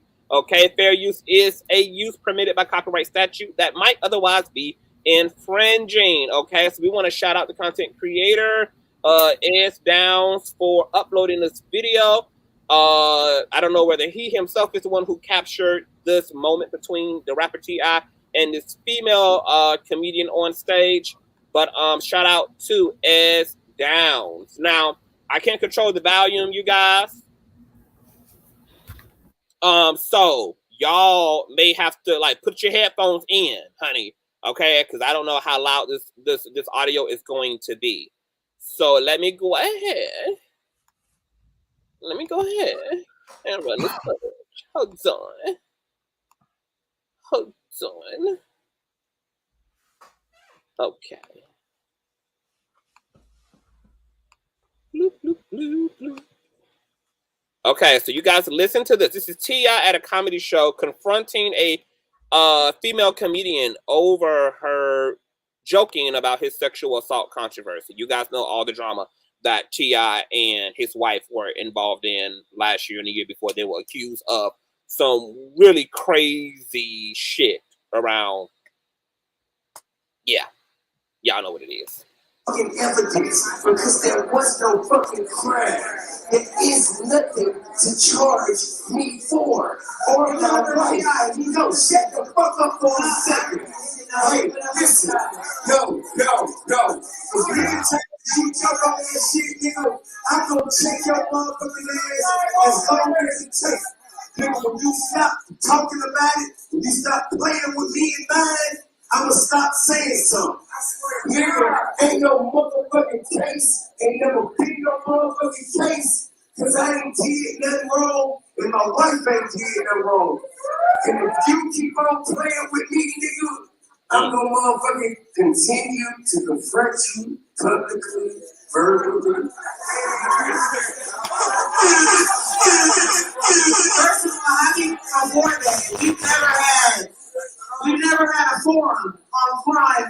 T.I. is innocent. I truly believe it. Give it up for him. There is no charge. I don't want to hear none of that shit. Don't play with me about that. Hey. I'm not. The one thing I am is a comedian. I'm not playing with you. See, now you're getting to look at the clip. This is not a rap battle. Oh, wow. Oh, wow. He's going up. No way. And be clear. If I want to make jokes about something, I'll make jokes about something. Absolutely. No, you're not going to tell me to shut the fuck up. It's my shit. This is my shit. Be very clear. No,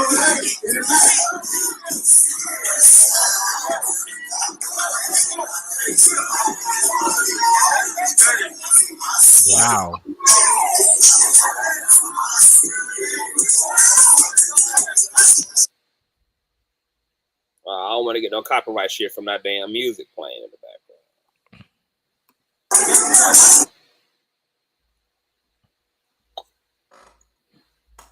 Okay, so let's fast forward. I think it's some commentary. What you say? That's on my motherfucking mother. And nobody, hey, cut that shit. Cut that shit. Let me make another motherfucking thing clear. You don't come on stage to disenfranchise nobody or to shit on nobody, especially no black people. So y'all won't put that on my body. On God. Y'all won't put that on my motherfucking body. I love this fucking art form. I love this brand. And I'm gonna say what the fuck. Nah, get the fuck out of my face. I'm gonna say what the fuck I want to say. Woo! Lord have mercy, baby. Will Smith got these motherfucking celebrities going ballistic on us, child. We just everyday people, girl. We just squirrels trying to get a nut, baby. Will Smith inspired these motherfucking hoes to take to the stage knockout and reckless. What you think? 'Cause I know you gotta run to the store knockout. Like, what are your thoughts about that?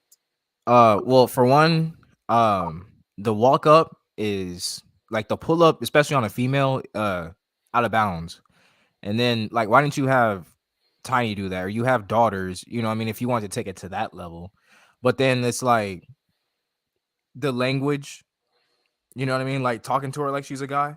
And then saying, well, if you keep talking about me, then I will continue to show up to confront you face to face. Like, okay, who cares? Like, what is that really gonna do? That's not, obviously it's not, it didn't really phase her that he was there. He was expecting her to be like, oh shit, oh my god, it's T.I.'s here. It's like, yeah, T.I., you're T.I.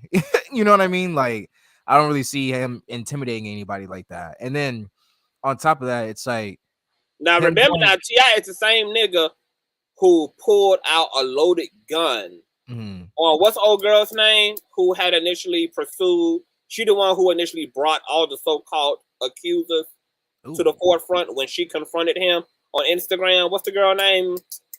Her and she used to be cool with T.I. Tiny. She was a friend of the family. T.I. was the godfather to her children. She owns a salon. What's her fucking name, y'all? I know all my hoes who got yeah, you're talking about Tiny's best friend. No. The girl who led the charge, Sabrina Peterson. Oh, okay. Yes. Sabrina. This is the same nigga who pulled out a gun on Sabrina Peterson at his daughter's birthday party. Put a gun to her head while she was fighting another female. Threatening to take her motherfucking life. Now, so T.I. got that. He got that like. Now, somebody said that he was there doing stand-up as well and that he didn't just pull up. So if that was the case, then why would you take him serious? I guess that's probably why she had. Did that change anything? Well. Like, whether he was there as another comedian or he was there as a viewer, like, why are you personalizing the material? A comedian dragging your ass. Like, that's what happens at comedy shows. Right. Like, I mean, well, either way, he's completely out of bounds for addressing her the way that he was and the way that he was, going about things. And it's like, no matter what, like, he's gonna be the loser in the situation because, she's a female. You know what I mean? And even if it was a guy, I think he would be out of bounds because, again, it's a comedy show, and it's like, you know, the material. It's like if you know that it's based around comedy and that it's all supposed to be like loose, like they do say that jokes have slithers of truth to them. That's what makes them funny. But in all things, it's like if she's slandering you, you have enough money to go Cardi B with it. Well, not Cardi B, but to, you know, take legal action with it. You don't have to show up to confront anybody and then make a fool of yourself, because like that was absolutely bad. And plus the celebrity privilege, because who else would be able to just go walk up on stage without probably getting brutally tackled or pushed the fuck off stage by security or something like that? These celebrities are not us, a knockout. That's crazy to me, though, that they're so not us. Yeah, they If this haven't. would have been a regular smegular nigga Can't do it. at the juke joint, he wouldn't have had the microphone for as long as he did. He damn sure wouldn't have had as much time to interrupt this woman's set. And he damn sure wouldn't have even made it up on the goddamn stage to even remotely get within physical proximity of her ass without being tossed on his motherfucking head by the bounty hunters at the front door. Because we can see that it's niggas, other men all up in the space. Right. And nobody came to that woman's aid. You know why? Because he's motherfucking T.I. What does that T.I. mean? He's a motherfucking celebrity. What does him being a celebrity mean? It means that he's considered a fucking American god. He's a deity. And this was in Atlanta? I don't know where it was. So and if it was in Atlanta, then he has that as well, to where they feel, I guess he feels like they owe him an obligation wherever he goes, whatever club, whatever venue, that he has this air of privilege. So I mean, yeah, I think his celebrity got to his head, and I think that he's for sure going about the situation wrong. Like that's crazy. And again, Will Smith inspired a lot of bullshit now, because people want to take it to a physical standpoint now. And like I'm not against, I mean, obviously I'm not against you know, like confrontations and stuff like that, but I feel like, you know, like male to female, like that shit that's crazy.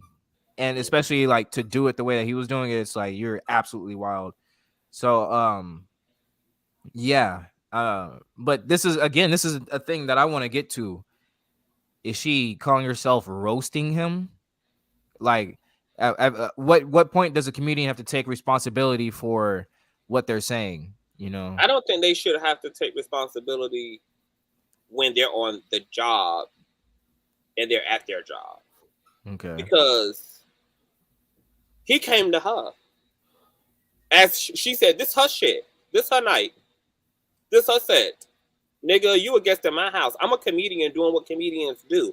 At what point does T.I. accept responsibility for going to a comedy show knowing that his bullshit can be up for grabs as content for the fellow comedian that is looking at him into the building? Right. You know, I do understand that it's uncomfortable to have a situation that's not true, a situation that costed your family a lot of hardship. They lost a lot of deals. T.I. was dropped from movies. His Family Hustle show was dropped from VH1. It was costly for those rumors to hit the airwaves. His children had to deal with the narratives on their parents. It was a lot. I get it. T.I.'s probably triggered. Which, once again, just like I said, because I got to be fair. Like I said with Will Smith, y'all better stop coming out the motherfucking house before y'all healed up. Don't go to a comedy show if you ain't healed that shit up yet. Because a comedian doesn't have to necessarily be considerate of your situation, especially when a joke is designed to make light of something serious. And that's the attitude that all patrons are supposed to enter into a comedy show with. Is you're coming here to have a good time. You're coming here because you yourself have a sense of humor. You yourself have come to laugh at you. And you've come to laugh at me laughing at you. I have been to so many comedy shows where they've talked about gay people, they talked about trans people, they talked about black people, they talked about every damn about it. I'm not standing up bum rushing the stage because a motherfucker says that gay men drive their the wheel of their car like this instead of like this. Girl, I didn't say that we drive like this, girl, when we hitting the whip. You would have an opinion against say a comedian goes up and starts just absolutely like gay bashing, right? And they call that their comedy routine. But you still have like an opinion against what their rhetoric, like the even though it's like, oh yeah, well, I'm just joking, I'm just a comedian, but it's like they're centering everything around insulting somebody or insulting a society. Would you still agree with, okay, well, they're just comedians, like it's just jokes? I would agree that a comedian has the right to make fun of the LGBT community, whether I like it or not. And I am mature and adult enough to understand that. And if at any point I don't like it, just like I made an executive decision to walk my ass into this bitch, I can make an executive decision to walk my ass out of this motherfucker. What I'm not about to do is beat up on the comedian.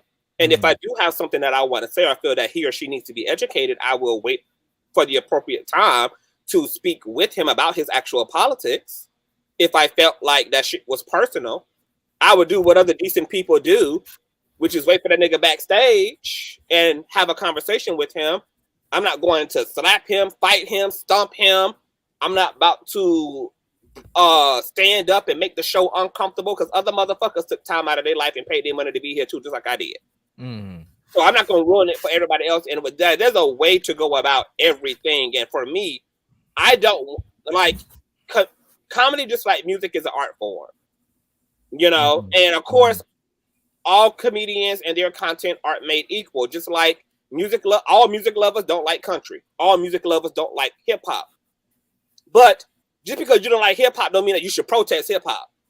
Just because you don't like country don't mean you should protest country. You just get in where the fuck you fit in at. So I don't understand. Something is happening, in my opinion, y'all, to our self-esteem is crumbling profusely.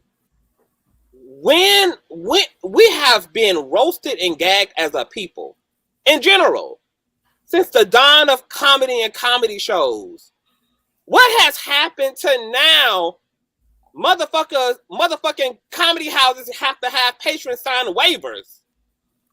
What has it come to now where comedians need to consider being licensed to carry on stage? Well, the thing about it is, I wonder if there's some truth to, because what I noticed in the video in the beginning is that he was really taking it upon himself to like really defend against what she's saying, and it's like, well, you know, if you have these sentiments, they're not true, and you know all these other things, then why are you going so damn hard on this comedian who's, you know what I'm saying? Like, it's just, to me, I think,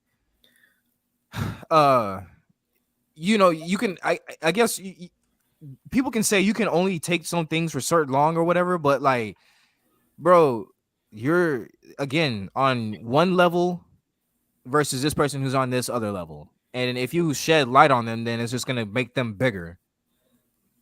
So like this situation is going to give her more clout. You know what I mean? And like, I don't know, somebody was saying that they had just did a show in a shade room or some shit like that. But it's, she better than me. I would have milked the goddamn moment. I would have continued to make jokes about his goddamn family and really pressed on his motherfucking ass.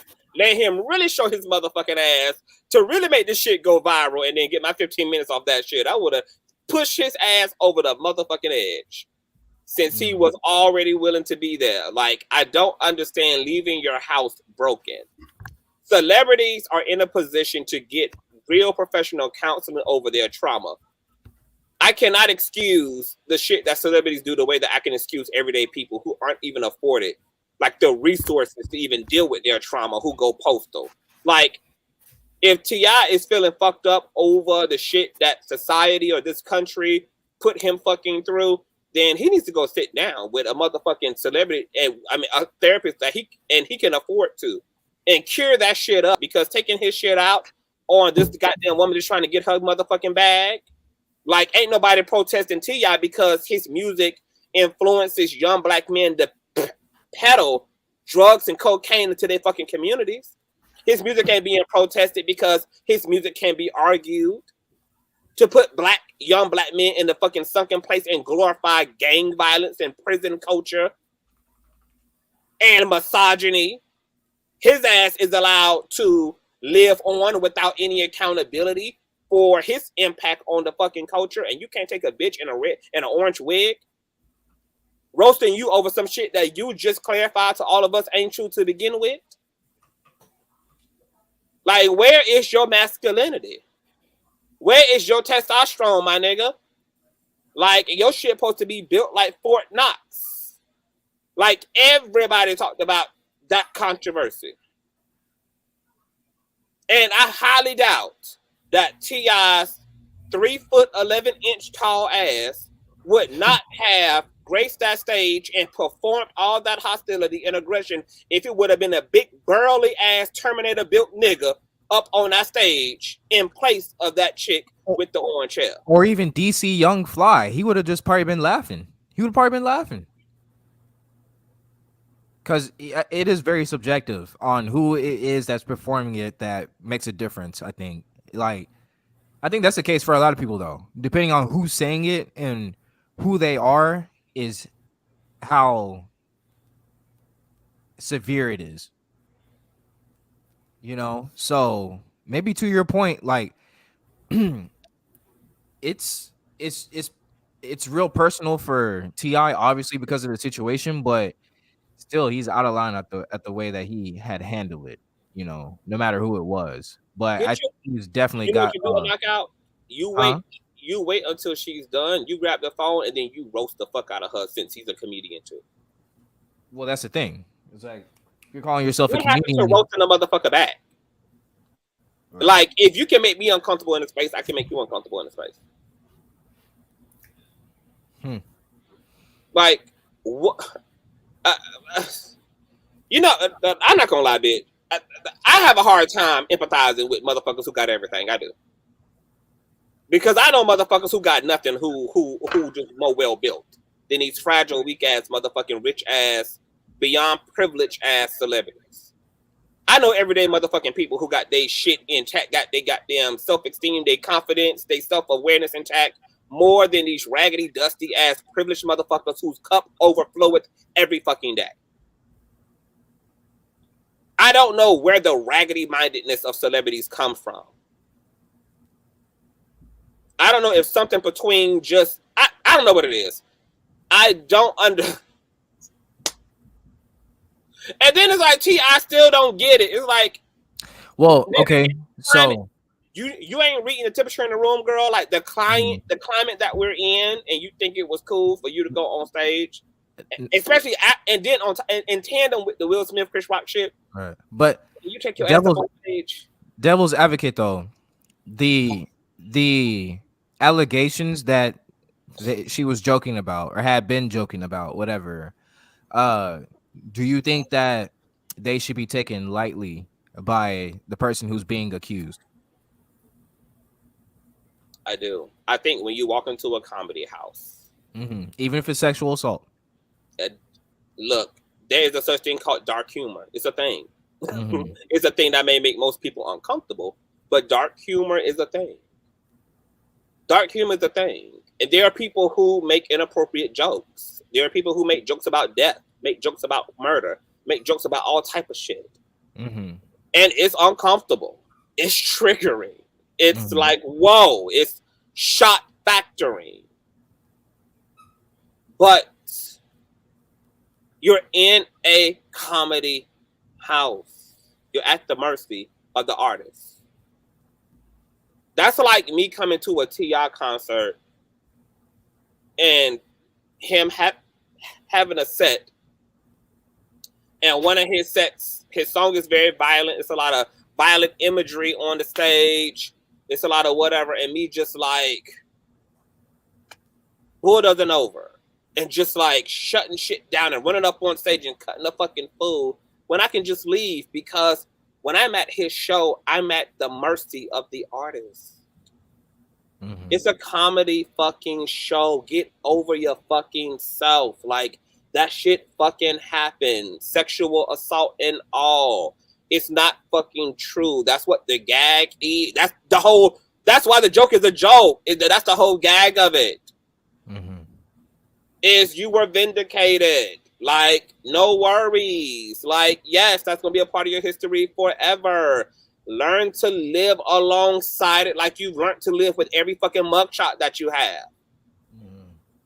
Because I bet you if she was up there praising his ass for being the man and fucking a bunch of bitches and being fucking gangster, and she was fluffing up his motherfucking ego, he wouldn't have protested.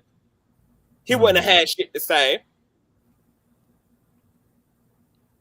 Like, I just don't understand why expose yourself to what you don't have to expose yourself to. T.I. should walk into any comedy show considering the fact that a motherfucker may bring up some shit about my daughter's hymen, because that was a big controversial thing about him going to the doctor with his stepdaughter, making sure her hymen was still intact and all of this shit. I mean, it could be any fucking thing. Like, he's a public figure. There's a lot of shit out there about him. He should be remembered of that. He should be mindful of that. That when you go into a comedy house, as a celebrity, a comedian may rag on your ass about the uncomfortable shit that's out there in the media about you. They're not bringing up your personal life. They're bringing up the shit that's now pop culture. The shit that's now history. The shit that's now your algorithm. And you could choose to be lighthearted about it and laugh and cackle and whatever the case may be. Even throw a nasty middle finger up to her with a smile on your face. Or you could choose to be so uncomfortable and take your ass home. Or you can one-up her ass. Wait till it's over and then drag the fuck out of her ass. Roast the fuck out of her ass. Show us how comedians do it.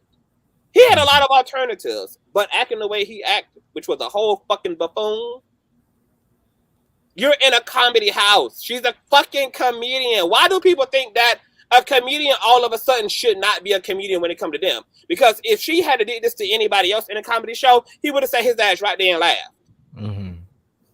But because it's him on the chopping block, it's now so personal. And it warrants such a personal outburst. Just like Jada and Will had Chris Rock drag anybody else in the show. It's not a problem until their ass get dragged. Now somebody got to get slapped. What's good for the goose boo is good for the gander, baby. If you can laugh at, you can. If you can do the laughing, you can be laughed at. Just be prepared and be grown. Put on your big girl, big boy panties when it's your turn. Reckless, anything that you want to chime in on regarding T.I.'s attitude toward this female comedian? Honestly, I was just listening only because, like, I'm having mixed emotions. Like, you know, for me, I do try to balance things up. Like, I can understand him being triggered, but like you said, it's a comedy show, so like it's a possibility that you can become the butt of the joke. And I understand why you probably have that passion, as in they're joking about something that's not true. You lost a lot and all these different types of things. But like the whole thing is that if they would have did that to anybody else, you would have been sitting there laughing. And then on top of that, I find it very fascinating, interesting how people, when it comes down to us, you gotta stop being so sensitive. You gotta stop doing this. You gotta stop doing that. You're supposed to respect us, because people don't know like who. Oh, my bad. When it comes down to a queer community, you already know I'm always gonna hit this point because it keeps popping up. You know, you guys have to stop being so sensitive. And then on top of that, when they love having this conversation, you guys are so aggressive to women. But yet we have a case right now, despite what her sexual orientation is or the energy that she embodies. And this is also the same person that they said is the voice for the Black community, in addition with Mr. Boosie Badass. Well, why didn't he have this energy for Candace Owens or anybody else that like her vocabulary is way too large for him to argue back with her? You know what I mean? It's like it's very selective, and I mean, Reckless, to your point, T.I. he's being very choosy with the situation, and I mean, I couldn't imagine being so flip-floppy or wish-washy to where it's like, oh yeah, it's funny at this point, but then it's happening to you. Now all of a sudden, the shit needs to absolutely halt and stop, and everybody needs to be checked for it. And another thing too is that when it comes down to certain things, sometimes I like to shut my mouth and actually listen, because as you guys are having a dialogue, I'm taking in some things as well, because I was like kind of battling with multiple thoughts that was coming across my head. And for me, honestly, I realized what it was. It was me struggling with something that I would or wouldn't do compared to somebody else. As in, for me, I wouldn't have dark humor. But however, I can't say that because she's not me. And dark humor is a thing. So I think that's why I was being quiet, because a lot of times too, you learn a lot when you shut the fuck up. So that's what I was doing. I was shutting the fuck up, and I was trying to figure out what was this feeling I was feeling. That's it. Well, Reckless, what do you think about T.I. really hanging on to addressing the whole? He just it seemed like it wasn't the joking. It was like, okay, let me address these allegations and really vehemently defend myself against these allegations. Even though, just to Consciouz's point earlier, he's already done that. So why harp on it? Why keep doing it? Well, to be quite honest, I think, this is just me trying to show him a little grace, a little bit. I think the thing is that yes, I've been vindicated, but people are still running with that narrative. Even though you are in a comedy show, even though you're in a public space, I think that's what he was thinking. But he needs to understand that at the end of the day, you have to realize you have the proof of you actually going to the court and it not being true. To my understanding, it wasn't true. Because I don't know. But you have that. You have that. So every time they say something, shit, the best clap back, I would have posted the results on my Instagram. After she said that. After she said what she said, and probably a little bit of buzz, I probably would have posted it to my Instagram. No caption or nothing. And that would have been the real shade. It would have been the real shade. But like Conscious says, it's all about how you do things. It's not about, the thing is that it's a lot of things that I personally feel and how I personally feel. But however, you can't operate in certain ways, especially quote unquote as a black man. Yeah, you're a celebrity, but you have to think before you react. You have to be very, very strategic. And plus, he's misogynistic. So a woman saying it on top of that, and that put the cherry on the top. Right. I made it look lost it. I want to welcome Purple Lover and Sassy Spice to the platform. Purple Lover, what are your thoughts? Okay, first of all, I wanted to make something clear to you guys. Y'all said this could only happen with a celebrity doing this. That's just not the case. There's another platform months before the Will Smith incident occurred where a normal stage and stood there and took over the show for a very long time without anything happening. And this person basically, the people from the other platform that was also comedians were saying that it was alarming to them that somebody could just be rando, come up on the stage and do what this person did. So it's not just stuff. This has happened. I'm not talking about when I made my comment, I'm not speaking about fringe situations. I'm talking about the general immunity that celebrities at large and generally have over the rest of us. Oh, I understood that, but I was making a comment about that because it was just being made out to be like this has something that just started up since he did his bit, but what's going on before that? So, but we're talking about celebrities. So if everyday people been doing it, I wasn't talking about them. I'm talking about now there seems to be a trend of celebrities acting up a bone toward comedians. Because this happened to us. Yeah. I mean, this situation has happened to us, but this happens to us all the time. But now these celebrities seems to have been like gaslit and have a battery put in their back because of what Will Smith has done. Right. And then the fact that Will Smith wasn't really checked and reprimanded and was allowed to win a whole award and remain during the entire ceremony and even attend the after party added insult to injury to already privileged ass people. So I would imagine that celebrities are going to be finding any opportunity to show their ass just because this is their way now of kind of like clapping back to a society that has had open reins to speak in whatever way about them their whole careers, which it just started over again because Sean Penn back in his younger days used to be about it with everything. The whole reason the Source Awards stopped is because everybody was just on some next level stuff. So what seems new is really old stuff just recycling itself again. So the clapback has been here before, and because energies like to work in cycles, it's going to repeat itself again. This won't be the last time you see this surge of energy come back. So what do you think about people taking comedian skits and comedians being comedians and doing the most in response? The people that you're really referring to are people who have poor self-concepts. Y'all mentioned Beyonce would never. Beyonce did ever. When she was younger, she went through the same thing.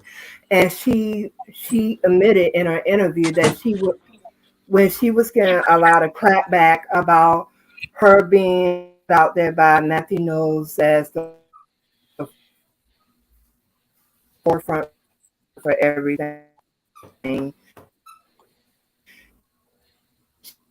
You're cutting out. Your service is breaking up extremely bad, Purple Lover. We can't even hear you at all. If you can hear me. I mean, to her point, I mean, yeah, it's been going on, but it's at the point now to where it's like extreme. And just like you said, Conscious, Will Smith had really like made it a point for a lot of these celebrities to start trying to pull up on people. I mean, and I can't make an excuse for any of these people. These people have been celebrities their whole fucking life. Like, it's like, why now?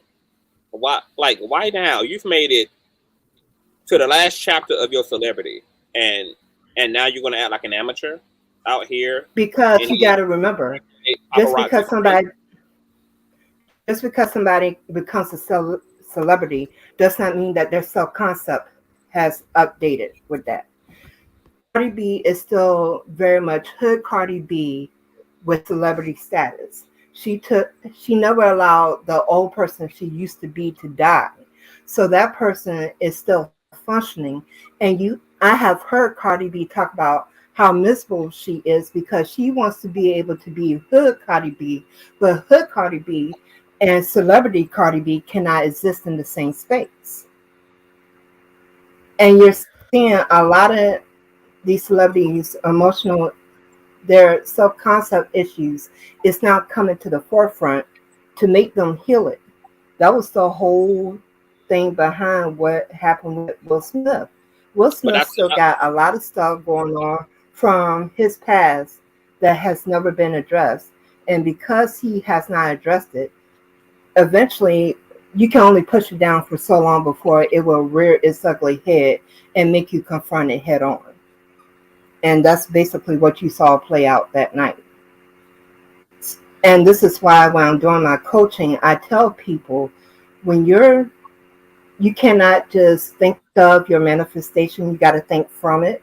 And you have to prepare yourself. Especially, I have a client right now that wants to be in the position of the Will Smith and Cardi B. And he has a lot of self-concept issues. And I told him, deal with it now while it's on a macro level and it's not micro. You don't want to wait until your name is up in lights and you're trying to take the old you into your new reality because it's not going to work. But and I use Purple Cardi Lover, B. Hold on, let me finish for a second. That's why I use Cardi B as an example to him. You see how miserable she is because she never addressed the issue. And because she hasn't addressed her self concept is fully playing out for all to see. Because you see her as a celebrity, but Cardi B doesn't see herself that way. She still see herself as Cardi B in the hood. And that's what's making her miserable. Huh. Well, I have a question when you're done. Okay, I'm Well, done. I wasn't trying to cut across you. I apologize. My I want to problem. be clear. I've been talking about Cardi B since she's been on the scene. It's always been clear to me that she hasn't grown up, that she hasn't self-actualized, and I'm still waiting on how much fucking information and how much feedback from your team to your family, from your own fans do you need before you realize that that's what's missing, is you have not self-actualized and realized that no amount of crying and whining over the way the system is going to change the way the system is. That any peace of mind that she wants is going to have to come from self. She should know that by now, since she spends all fucking day and has spent her entire career arguing with everybody from fans to other celebrities to everybody under the sun. She's spent her entire career on social media doing this. And 3 years, 4 years out from Bodak Yellow, obviously nothing has changed about the system, which is why you're still on the internet talking shit.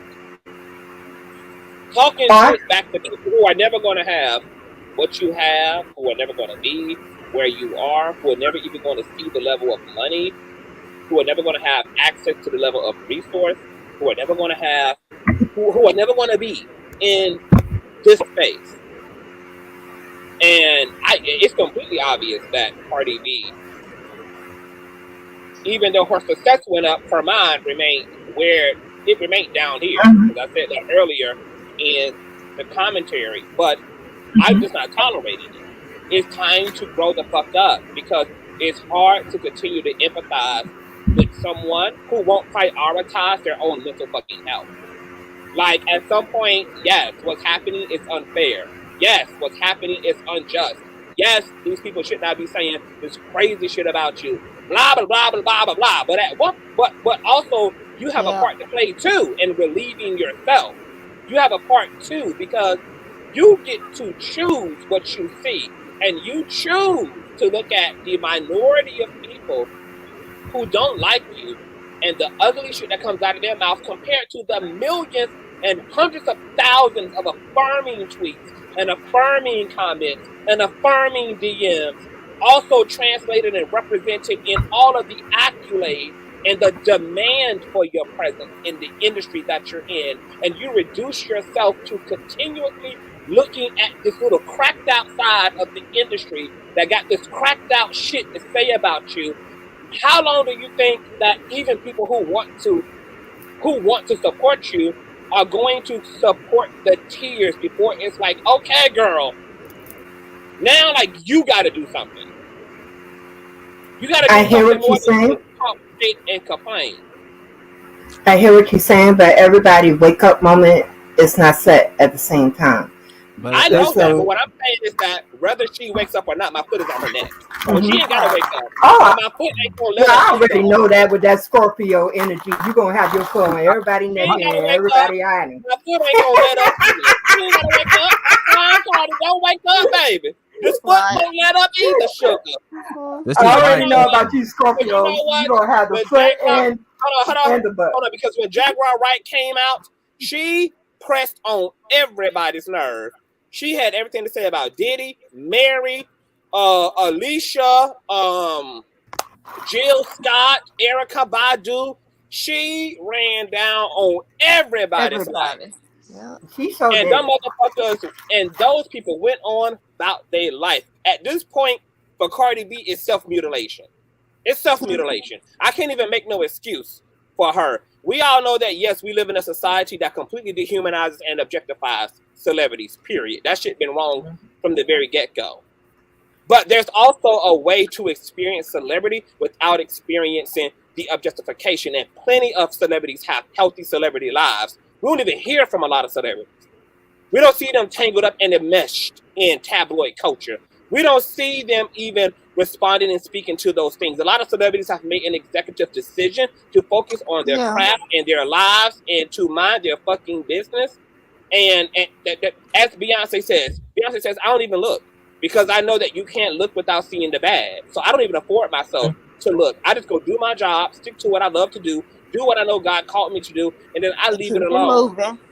Yeah. We'll see. Cardi B also had the liberty of watching so many other people come before her and see the way that they either did or did not engage the tabloid industry. It's not like she popped up and all of a sudden the tabloid media popped up and it's a new thing. She was a regular person like the rest of us, watching what the hell celebrities go through. She had ample fucking time to get her shit in order. She wanted the life that she's living right now, and she's at a point where she has achieved so much that it doesn't matter what the hell people are echoing from the base of the pyramid. She sits too fucking high to actually be impacted by any real way.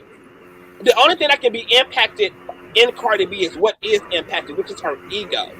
Her ego is bruised. Her ego is hurt. Your ego isn't even real, sugar mama. Like knock it out. Like your ego isn't even a real thing. What the fuck people are experiencing in their consciousness when they want to accuse you of being a whore, when they want to accuse you of being a prostitute, is these people are having a dysfunctional relationship to their own fucking consciousness. That's not even about you, Cardi. And I just cannot believe that. I can't believe she's still in this place. I'm tired of hearing from Cardi fucking B. I'm tired of the constant, willingness to engage in low vibrating fucking behavior and to reckless point. She turned around in one of her fucking clapbacks to one of her own supporters and accused them of having HIV, but you just sued a fucking woman over having herpes. Make it make fucking sense. I don't even give a fuck what she ain't got going on at this point. Now it's time for people to give her that tough love. It's time to kick her jaws up in her ass. Cardi, I totally get over your fucking self. Get over yourself. Right. I totally agree because I had to do that with somebody tonight because he keeps wanting to talk about how people are attacking him. And his spirit team then told him to leave it alone. Talk about me every motherfucking day.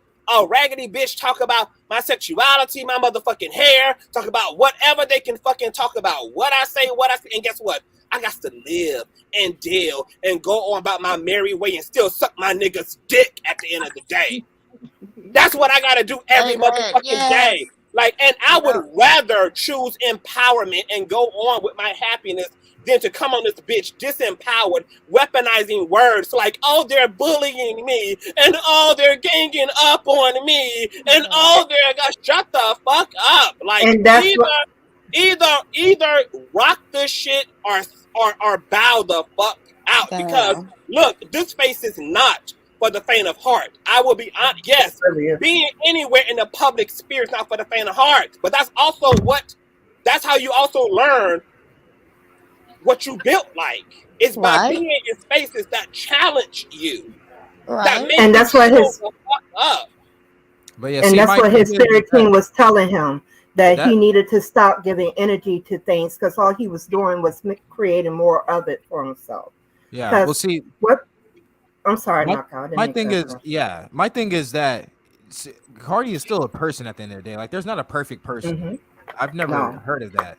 So not everybody's gonna handle every situation perfectly or in your eyes perfectly. So I don't understand where the concept of well, she has to be this or she has to do that. Of course she's not gonna do everything perfect. I mean, nobody is. If you're talking about anybody, Beyonce is right, but I don't think. Let me explain. I don't think nobody's saying that you have to be perfect, but we all know how the industry is. We all know what they have to do to get in the industry. We all know what they do, them private parties, all of that. So, Cardi, you done went through all of this stuff, all these initiations, and now you worried about, what Conscious said, somebody that you will never meet because they done said something, if they will never compare to you. But you done did all this selling yourself out to get to where you at in the industry, so you can handle that. That's nothing. What they saying should not even bother you. You know what I'm saying? You need to continue to rise up. Like Conscious said, I don't care what you do. When you wake up in the morning, it's all about you. You the one that got to go out and get this money. You got this mansion.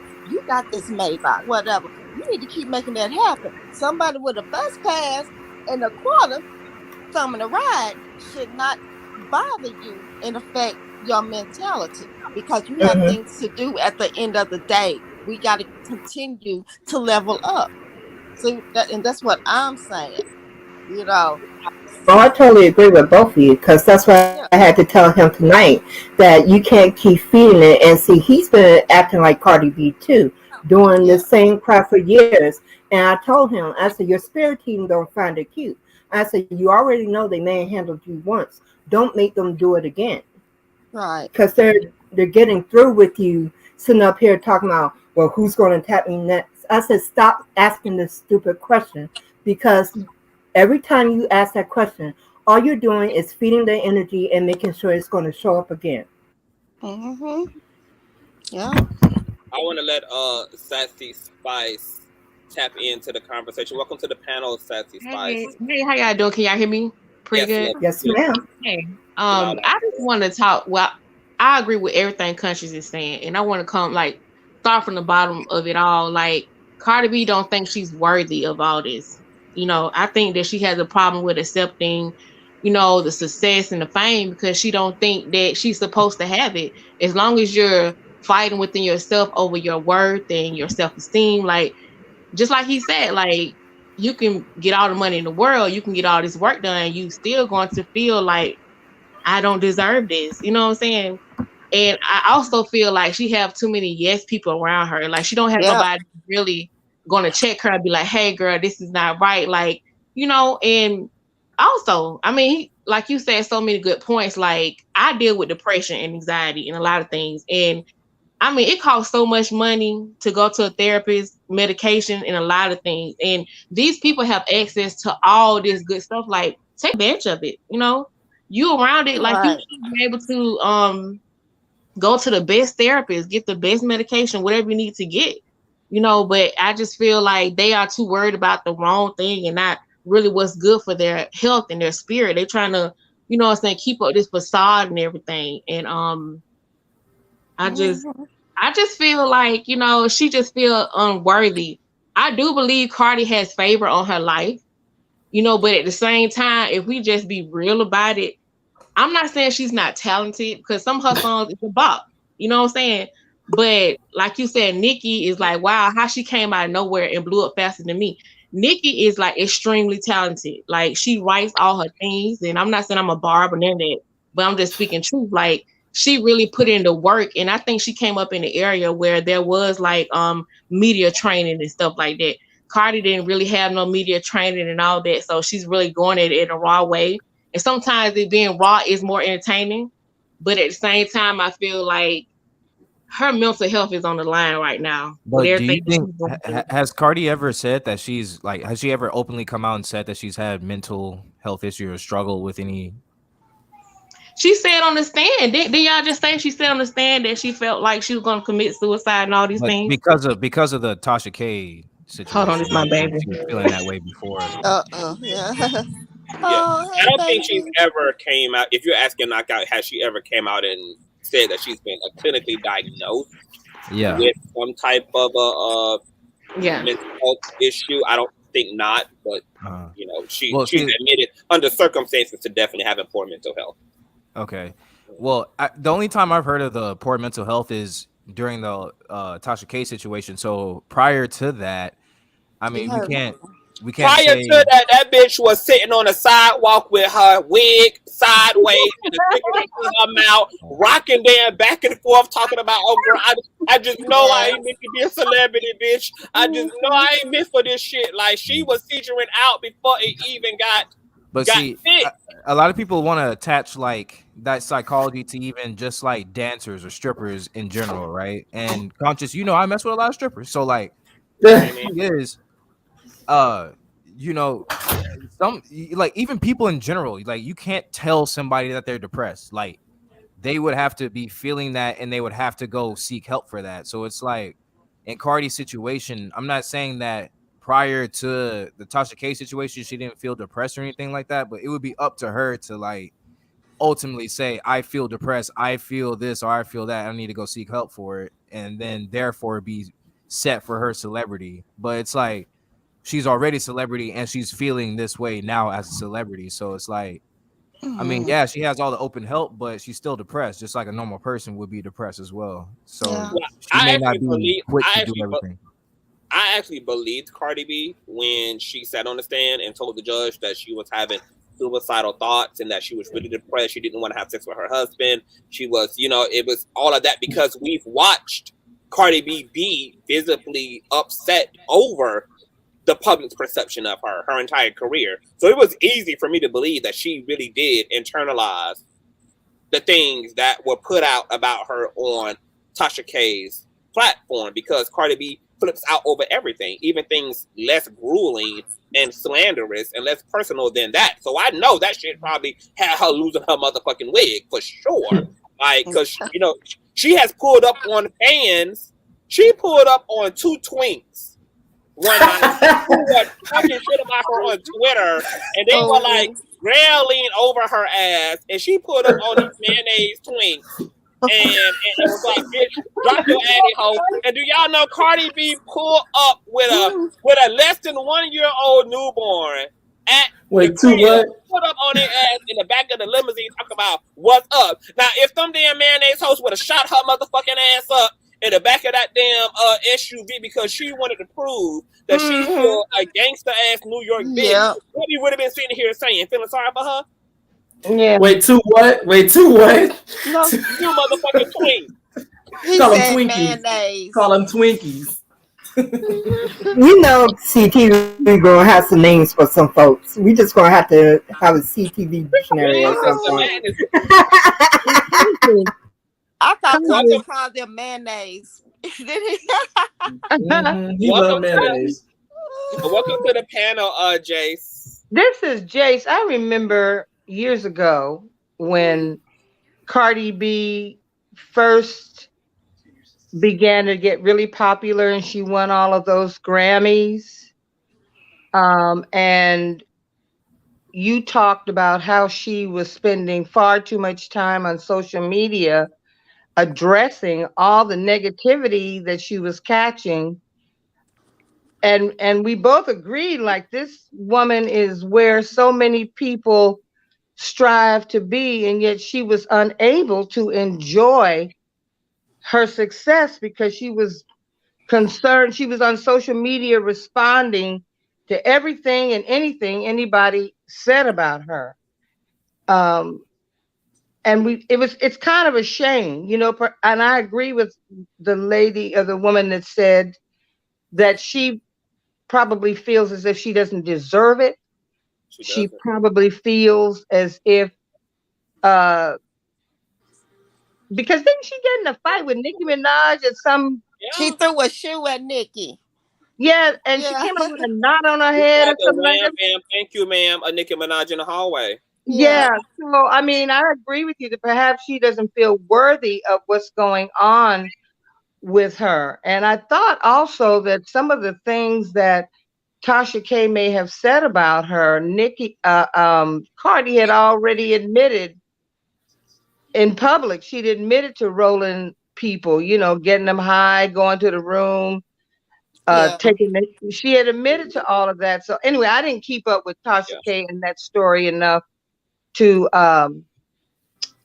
really, it didn't matter to me. But I have a question. That's my thing, Jason. That okay, so she spills her own tea about what she used to do pre-celebrity Cardi with allegedly drugging men and picking their pockets and taking them back to the room and all this kind of shit. So if you could accept that when you put that information out about yourself, that people were going to say and think God knows what of you afterwards. Right.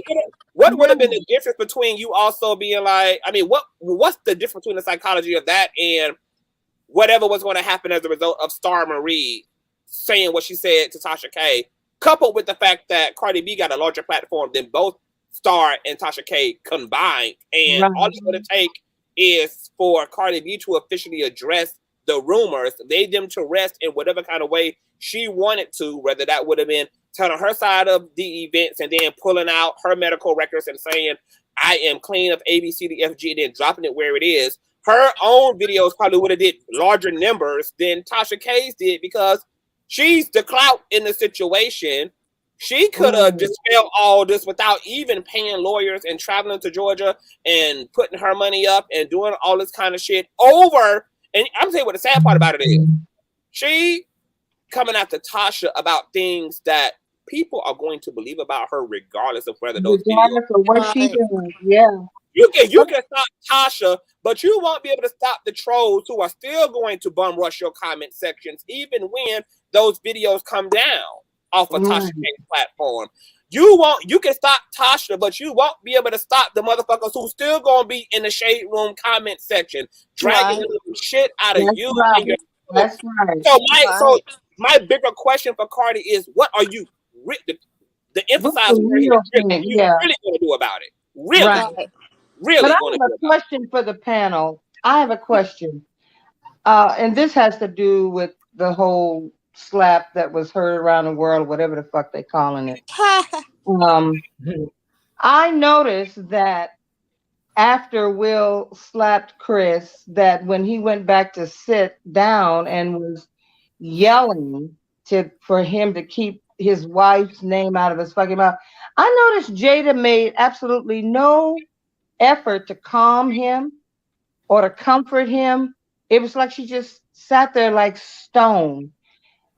I'm wondering, do you all think that maybe some of the pent-up rage or whatever he was feeling that night had anything to do with the fact that Red Table Talk might not have been the best idea to, No, because he's going to be featured on the next episode of the Red Table Talk about the Chris Rock collab. You think? Well, I don't think that is the next episode coming. They're already promoting it. Well, they shouldn't even have that if they don't have Chris there. I think that's pretty fucked up.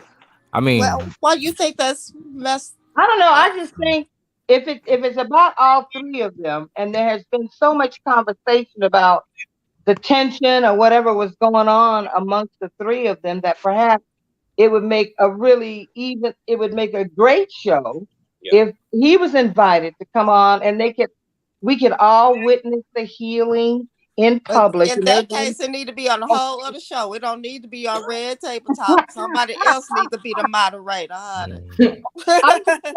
I'm just saying, but I was just wondering if you thought that all of that flack that he has taken all of since she started the show, and all of their business is out there for the whole world to see, saying that she doesn't believe in monogamy, or she believes in an open marriage, or whatever it is. She wants to have her cake and she's able to eat it too. I'm wondering if some of that rage or anger he was feeling had anything to do with what. Oh, of course. I mean, all that came out, but Will was doing Will his Smith, thing too. we all know that he was messing with the girl that played Harley Quinn, right? I did not. And I did not. Dwayne Martin.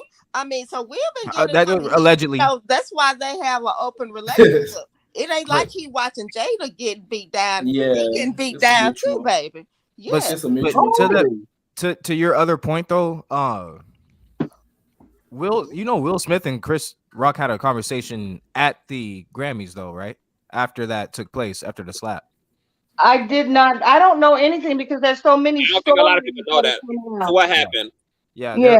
There was during a commercial, I think another commercial break or something like that. After Will had got his award, he had talked to Chris Rock and they had a one-on-one off the side, and had a conversation. So I mean, it's not that entail what? Like, did they say or what it entailed?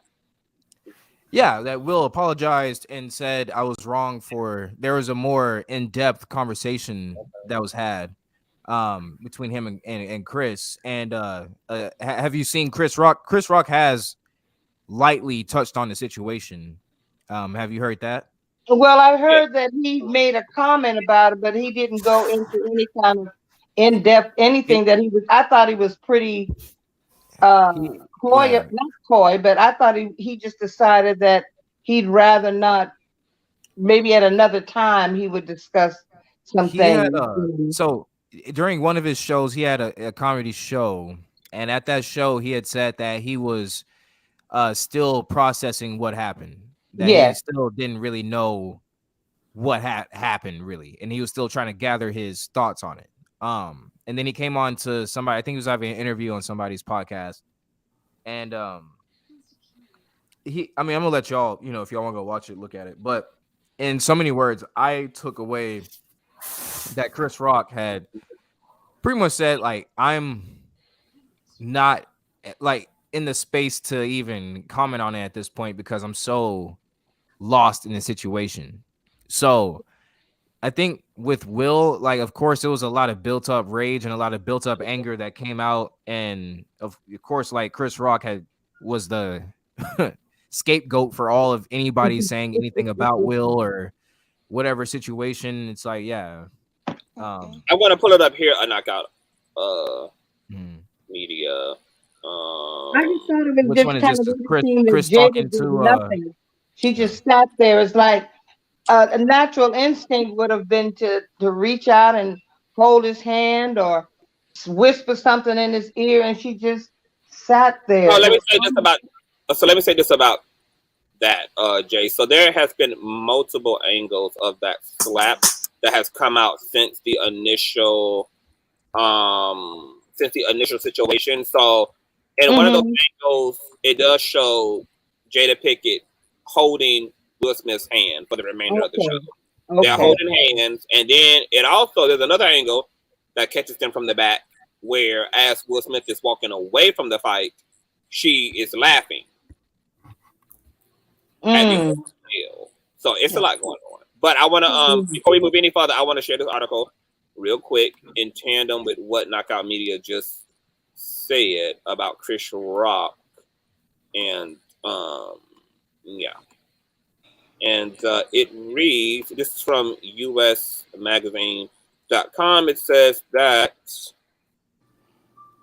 staying quiet, Chris Rock told an excited crowd that he wouldn't be speaking about getting slapped by Will Smith just yet. The comic, 57 years of age, made a surprise appearance at the Comedy Cellar in New York City on Tuesday, April 5th, and the audience gave him a warm welcome. He literally only addressed it as the crowd was going wild for his surprise appearance, and he got on stage and said, quote, "Lower your expectations. I'm not going to address that shit," an eyewitness told Page 6. Rock returned to the stage just a few days after the Oscars for several sold-out shows in Massachusetts. "What's up, Boston?" he said. The Everybody Hates Chris creator asked the audience during his March 30th comedy show at the Wilbur Theater. Quote, "How was your weekend?" The Osmosis Jones actor noted, "I'm still processing what happened," before going on with his routine. An eyewitness exclusively told Us Weekly that the audience, quote, "laughed a lot and it really cut the tension for Rock." However, the next day, show didn't go as smoothly. Rock didn't want to engage after a ticket holder yelled, "Fuck Will Smith," during the Thursday, March 31st show. Quote, no, Rock replied before moving along with his set, according to multiple outlets. That weekend, his tour headed to Atlantic City, New Jersey, not too far from 53-year-old Smith's hometown of Philadelphia. Chris broke the ice by sarcastically saying he's had an interesting week. An audience member at the April 2nd show exclusively told Us. Everyone laughed because they knew what he was referring to, of course. Rock quipped that he couldn't speak out on the incident because of their location. He made a joke about how Atlantic City is too close to Philly, blah, blah, blah, blah, blah, blah, blah, blah. So, yeah, all that's going on. Well, this is why I want to say real quick, Conscious, to the lady that keeps talking, and like, hey, I'm really neutral because, like I said, they both got more millions than I ever have. But, okay, but Miss Ma'am, if you remember, I don't think, was it 2011, 2012, this Will Smith family Had another issue. I think Chris Mates was talking about the kid. That's when the kids was little.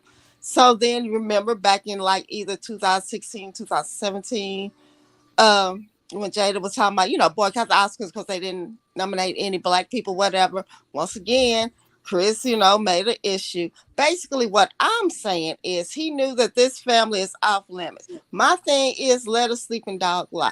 If I'm a comedian, first of all, my horizons are broad. You know what I'm saying? I can do my craft without talking about the same person over and over again. If you're that good, you don't have to talk about your black people in front of predominantly white audience. But I digress. My point is, I'm saying if you know you have history with a certain family, why would you keep on? It's like you picking at an open wound. And that's what I'm saying. Do anybody besides, a few of us remember this? He knows his family is not.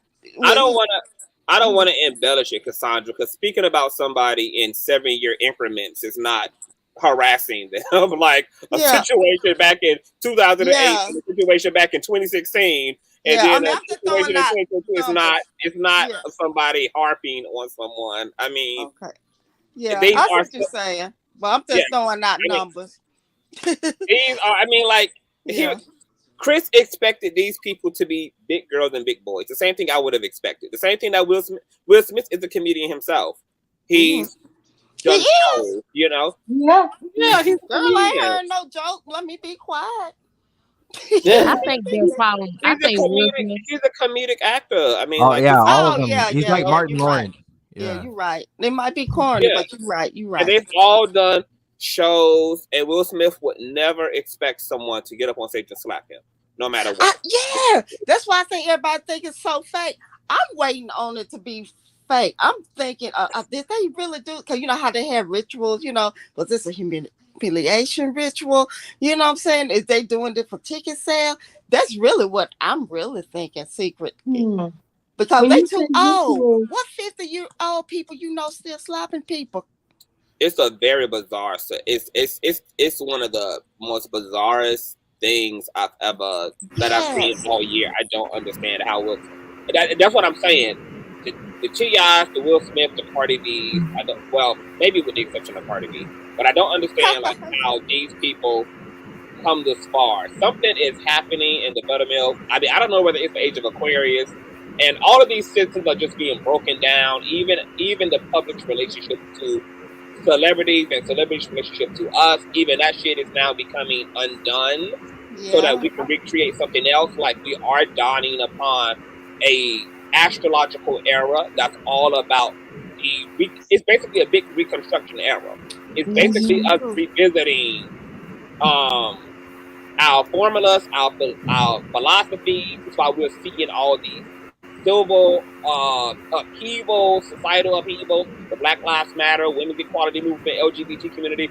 All this shit is coming up and out because we're just at the threshold of this era. So I know that there's a big spiritual lesson in all of this that's going on. Because Will Smith, and I don't want to make this about him because I ain't put him on the roster, but when he gave his speech, I thought it was really revealing. Because he also was talking about like being exploited in this culture and what it's like to be a celebrity and to have to walk around and just take people's shit. Oh, we have some background noise. It might be coming from. It's like a vacuum sound. Okay. Okay. It was Purple Lover, but he was talking about being exploited and not something that Cardi B would have been able to sound off to. Like, yes, honey, like we should have to take this shit. Motherfuckers be talking they bullshit. Enough is enough. Boom, boom, boom. Pow, pow, pow. But to both of their points, that's not about the people who participate. That's about a larger systemic issue regarding celebrity culture that has to be addressed. What is the ritual? I think I'm kind of lost because I've been in the business for many years. I don't even want to say how many. And I remember once being out on the road with someone and singing with them, and I was told by their manager that if I happened to walk in and they were watching this black woman on television who was singing, who had duetted with a very famous person. And he said, Harnaj, if you did the right thing, that could be you. And I asked him, well, you hired me to sing. What's the right thing? Yeah. And I keep hearing about rituals, and I guess I'm kind of lost or thick or something. The ritual is connected to this idea of a secret society that they call the Illuminati, who hovers over celebrity culture and hijacks some of the highest paid, most visible celebrities and get them to do their occultic bidding, whether that's introducing certain trends and certain concepts into society through their talking points or movies they produce or songs and music videos that they put out. And people are believing that somebody must be going to the next level, which is why there is a humiliation ritual, and people are trying to vet who exactly that is. Is it Jada? Is it Chris? Is it Will? Now, to the conspiracy point, Will Smith did speak about how he's basically at another level of consciousness, and he is beginning to become aware of something about his calling, that he's becoming consciously aware of another level of living. And could that be in tandem with this fucking ritual? For me, I don't necessarily believe that this was an Illuminati humiliation ritual, which is a ritual that sometimes they make celebrities kind of go through. Well, this is what's believed, is that a humiliation ritual is in place to make a celebrity earn their right to the next level.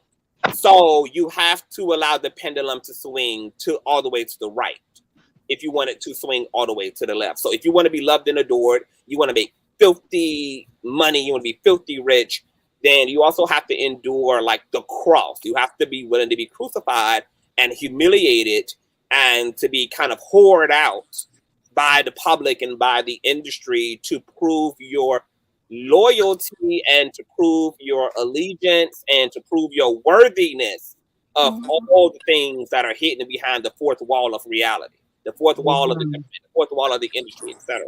Now, I don't necessarily believe that. What I fully believe, I believe that Will Smith is at some level of awakening, and his speech was revealing of that. And by his by Scorpio, by his Scorpio moon shit being positioned the way that it was the night that all this happened, I believe that ultimately it was equivalent to Saturn returning for his ass, and he was being tested. And unfortunately, he felt the test, because for new levels do come new devils, and sometimes what the public believe they're seeing as Illuminati rituals are really universal or zodiacal or spiritual law manifestations in people's lives. And yeah, that shit's going to look very synchronistic. It's going to look so synchronistic and intentional that you would be forced to believe this has to be man-made, but it's not. It's literally orchestrated by the universe. I've seen my own shit manifested in such an intentional way that you would have to have believed that like this is a setup, that this is being it is being intentionally orchestrated, but by the divine, not by the hand of man. So I believe something is going on deep with him. He's crossing over, and he's going to have another opportunity to prove himself. Now, in what way, shape, or form will that look like to us? I don't really know. But I just believe that this was more astrological and metaphysical than Illuminati based. I want to also welcome the Heart of Inspiration to the platform as well. What's going on, darling? Can you hear us? I can. Can you guys hear me? Hi. Hey, baby. Hey, Will. I got it. I was looking for that email, Conscious, but okay, I got you. I got you. I got you. I wanted to get to your email so bad, but it's like 27 billion of them I would have to get to it. I was like, Lord, I'm gonna need a minute to sit down and get my shit together when it comes to responding to these emails. Oh my God. They're so backed up, Heart of Inspiration. But I was gonna get to all y'all by the weekend. I was like, I hope everybody can wait till the weekend because I'm a respond. Okay. I'm glad that you jumped up here. I am gonna respond to your email though for sure. Okay, darling. because I really want us to connect, you know, Yes. offline, because I know that we have a lot to talk about, Tran. But anyway, child, oh my God. Okay, It's a first lot, off, I want to say this. I don't know if Knockout's still here. I was trying to tell you, Knockout, the other day. I got 2 daughters, okay? One is going to be 33 tomorrow, and one is 28. They both can cook. They both are managers at their jobs. They have their own places. They got their own cars. They're good women, and I need me a good son-in-law. Okay. Hold on. I see you matchmaking this part of inspiration. Hold on, how the inspiration. I want you and Knockout to rap real quick. I'm just gonna leave y'all up here. No, go. Okay, go ahead. So, okay, so I have 2 daughters. One will be 33 tomorrow. No kids, never been married. My one is 28. No kids, never been married. I raised some good girls.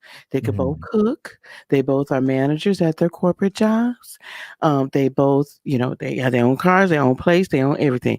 They do what they need to do. However, my eldest daughter has not been able to find, I would say, a good man, but she's really wanting a man that's a man, but that also understands how to treat a woman and is not looking to put, you know, not to subjugate, right?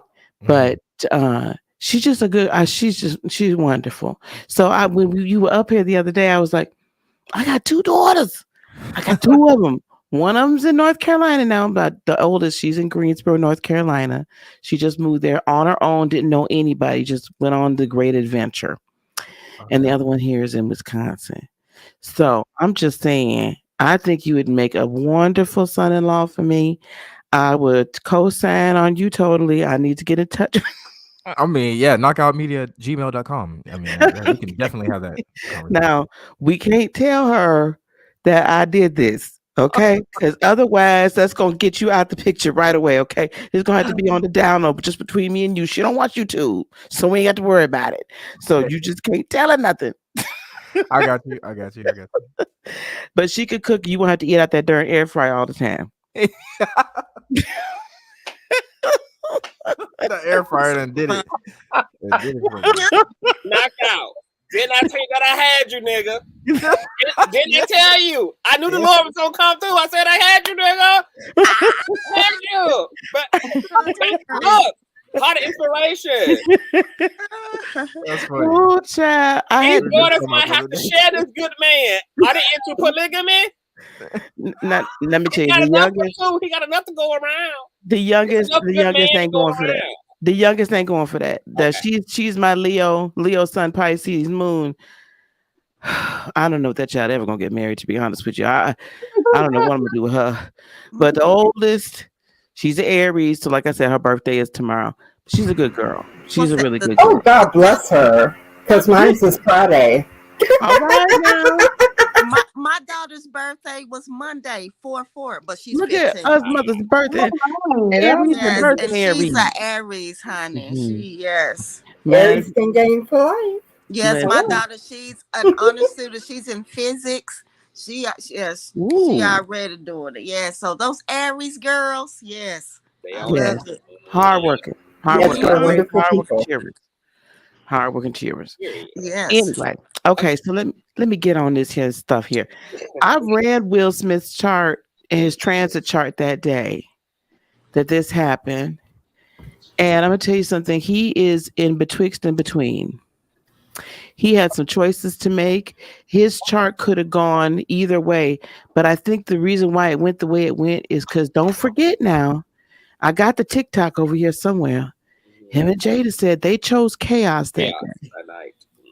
They said they woke up that morning. Sign? Huh? What's Jada's sign?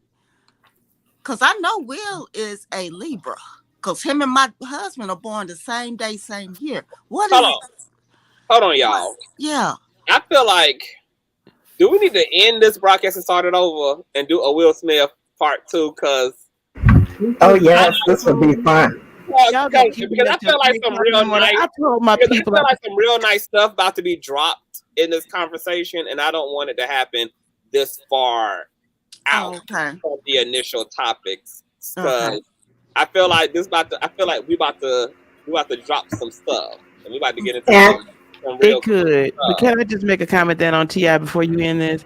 Ti Yeah. was all the way wrong, all the way wrong. He started with that woman, and if you're going to be a comedian, especially, Yes. you as a man, first of all, you should not even go up on stage anyway, regardless. Now I'm older to remember when we used to do it in the little clubs and whatnot, but it never really went that far. But as a man to go up there and intimidate that woman, that's what got me. Mm-hmm. Because that he was all the way wrong. And then he said if she proved it, he'd pay her $1 million. We need to And we hashtag proved run her money. Yep. Give that woman her money because he said bitch. Yeah. And Conscious said T.I. ain't but 3'11". When you A said little that, guy, I passed out, honey. You can feel that. you know CTV is petty, honey. He will read in a heartbeat. Because one day he said, See, he know he the same height. He know he the same average height of a black woman. That's why he be giving them. That's why he be giving them all that smoke. Right. Wait a minute now. The black woman ain't 3'11" like you said though. I'm just But he the average height of a woman. Lips. I know he had fun in prison. So T.I. come on out, baby. Join the team. We already know. He needs to stop. He needs to stop playing. So if we'd have been scrapping on there, I'd have took my wig off for him. Baby. Okay, I'm gonna take my wig off. We finna scrap because you got all this mouth. But these comedy clubs need to stop also because it should never be a situation where you're having comedian safety being brought into question. Because eventually, one of these times, it's going to lead to a tragedy because they're not taking security seriously. About the privilege, he was allowed to do that strictly because he was T.I. Who was going to tell T.I. to give me the microphone? Who was going to tell T.I. to sit back down in his seat? Because the comedy show needed the clout of T.I.'s presence being there. They was benefiting too much for his ass being there for them to check him about any inappropriate shit that he was doing up in there. And that's what I mean by the celebrity privilege bullshit be crazy and wild as fuck to me. It is, and that was my thought too, was okay, so many people were going in on this woman. I said, she's just a regular woman. So you mean to tell me that you're going to ride out and be okay for Will to supposedly protect Jada? And I have my feelings about Jada, but my point being is that it's okay for him to protect Jada, but it's not okay for this woman who's just working. Right. She's not a celebrity. She doesn't deserve to be protected. She's still a woman. Like, come on now. We gotta. Yeah, for real. I need you to keep that same energy because if it was good enough for Jada to be protected, she also needs to be protected. Right. I don't really in the comments half-assing it. It's okay here, but it ain't okay there. Sorry, I apologize. But to me, T.I., he reminds me of the Me Too movement. Soon as somebody do something, he jump out. You know, it's like he got to be seen. You know? You do. Yeah. He's a big ass attention whore for sure. Yes, he definitely is. Do y'all want to get into this Will Smith stuff? Because we can. I can shut this down and restart my live. I just didn't want because I feel like it's a lot of spiritual shit going on with Will Smith. It really is. Because I can verify what both of you said because he recently did an interview with another spiritual person. They have their own YouTube channel, and he's been working with this dude for years. And he said that this dude has helped him tremendously in his spiritual path. So the stuff you're talking about, I can actually verify because I actually recently saw that interview where he was discussing the stuff that you were talking about. Yeah. Okay, so I need you to hit the link again, then, Perk, and you give us insight into what's been going on over there. And Heart of Inspiration, you returning over? You rolling over? Y'all can't keep me up to 3 o'clock in the morning again. I want you to get into that Will Smith shit because you was about to get into. Yes. I'll get into it, but y'all don't keep me up to 3 o'clock in the morning. You see what little color I got in my face is gone. We won't. We don't. You know we love you. You know you Heart was of Inspiration. And Miss Robert, I'm gonna get you for that image you put in my head just now, talking about T.I. popping up. Y'all not finna have me out here pasty looking by the face. I ain't got no sleep. Tiny were getting involved. When their cases, their debacle was being discussed, somebody referred to them as the Hobbits. I thought, wow, Who? that is cold. Who? Yes. T.I. and Tiny, when their allegations were trending Oh yes.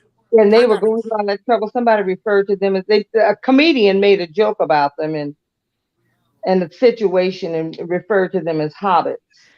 Yeah, but let me tell you something. That those allegations, the only reason those allegations didn't come to fruition is because of the statute of limitations. Yeah. That That's never it. can. It's now unfortunately never going to see the light of day. So Ti needs to go sit down somewhere, go buy Tiny a different color pair of contacts, and get her some new weave or something, and like go over there and deal with her. Be still. Sit down and be still. I would be so happy that those allegations have now been reduced to an actual joke rather than charges that I wouldn't give a damn if that's what we had to laugh about tonight. Like, that's the grace of it all. Like, I'm glad that shit can be a joke rather than an actual charge at this point. Like, the Yeah, hell? but what if it's true? They were looking at some serious stuff. So, hold on. So let me ask y'all this question then. Do y'all believe there's truth to some of the allegations that came out against them? Yeah. I just had a feeling. I don't know, and intuitively, I felt that there was some truth to it. Especially with one of the women who had accused them of putting something in her drink. I think she was in the military or had been in the military or something, and they bought her a cocktail and she became disoriented, and I really do feel that some of that could have gone down. I don't think it was all a lie. I really don't. Do y'all believe the woman who alleged that T.I. put his foot up her vagina? Well, no. Funky Neva says he hopes she didn't get athlete's foot from putting his feet in the lady's coochie. Jazzy, I'm gonna need you to take a time out now. The whole foot, Conscious. He put the big toe. Oh, I believe that. I've not personally, but let me put that out there first. Not personally, but I have heard of things of such nature happening before. Like fetish. I don't know. Innocence. Somebody call Black Jesus. I don't know what I believe. I know that when it comes to the celebrity culture, it's just a wild, wild west. I know that there are like women who participate in celebrity culture and who seek to engage celebrities sexually and to throw their panties and to go backstage and the groupie love concepts. So discerning that from genuine kind of like abuse and hostage situations is interesting, with the lack of when it's just also heavily rooted in hearsay. I don't know what to think of it, because I also know like how wild celebrity culture is, and I know that and so this was something that I had to consider when it comes to celebrity culture, that there were probably women 20 years ago who were wild 18 and thought and were ready to be a bad bitch in this way, and who wanted this, who probably have now grown to be women who are probably disgusted by the sick shit that they participated in, who now may have regrets over a lot of this stuff, who now may look back and be like, I was young, how could you, even though I was willing to allow y'all to want to train on me, how could y'all allow that to be done to me? How could y'all participate? Like, so, like, I don't be knowing what to make of the shit happen. Like, I don't be knowing what to make. So it's like, I can see it. I can see a lot of shit being not true at all, and I can also see a lot of shit being true. I can see it in both ways, which is why go out on the road with these people. Women would claim that they knew me. I didn't know anybody in these foreign countries. I didn't know anybody in a lot of the cities we went to, but women would say that they were my friends. Security would come and get me, and it was all about them trying to get backstage Yeah. to be with these guys. And it really distressed me because I remember in one case I was out with some rockers, and there was a group of young girls, and I knew they had to be in the in their teens. And I asked them one night. I mean, I was shocked. I said, "Where are your parents? Like, what are you doing here?" Mm-hmm. They actually were pass around girls. You know, the one group would come in from England. They would give it they had the number, so they would call these young girls, and I don't know, it just distressed me. It didn't make any sense to me. I wondered what they were doing there, and it was to do whatever those guys wanted to do with them. Yeah. To softer side of CC's point, why drug someone if they're volunteering? So that's another part of like what happens in Hollywood and happens a lot of time in these very like wealthy spaces in general. Is drug culture is heavy. You actually have a lot of functional crackheads who are politicians, who are pastors, who are CEOs, functional cokeheads, functional drug addicts. You don't know these people are heavily addicted and participate because they can afford their addiction. That's right. why they look like the rest of us. So heroin addict. So when you get up in these spaces and you get up on these tour buses and you like get in these circles, the drug culture is like just as synonymous to celebrity culture as the sex is, as all the other kind of like primal, animalistic kind of wildness that's connected to that lifestyle. So that's why they call it like a celebrity lifestyle. It's right. That's facts. Because Cat Williams had a whole sketch about they pass the coke and the Molly and the ecstasy around like Skittles. Right. Absolutely. Like, it happens. Absolutely. And sometimes you can, I've been in situations where when I was living in Chicago and we'd go hang out with like the Chicago Bulls, we'd hang out with the players or we'd hang out with the Bears or whatever. I'm very much into sports. And you had to watch it because even if you were consenting, that didn't mean that they wouldn't slip something in or they wouldn't say, oh, do you want to take this because it's gonna, enhance everything. And then you end up getting a whole separate drug that you don't know nothing about. Like you gotta be careful in those. Like you could start out being consensual and end up at a whole thing that you did not intend to ever get into. And then then a lot of the women never would be able to say anything because it started out consensual. Mm-hmm. So I could see it both ways. Some of the things I think are rather fantastical. Some of the things I think, it's 10, 15, especially when it's 10 and 15 years ago. Like I gotta side eye that. Like, sis, why you sit on this all this time? I'm not victim shaming. I'm just saying it brings up sus vibes, right? So you gotta, it's hard at that point.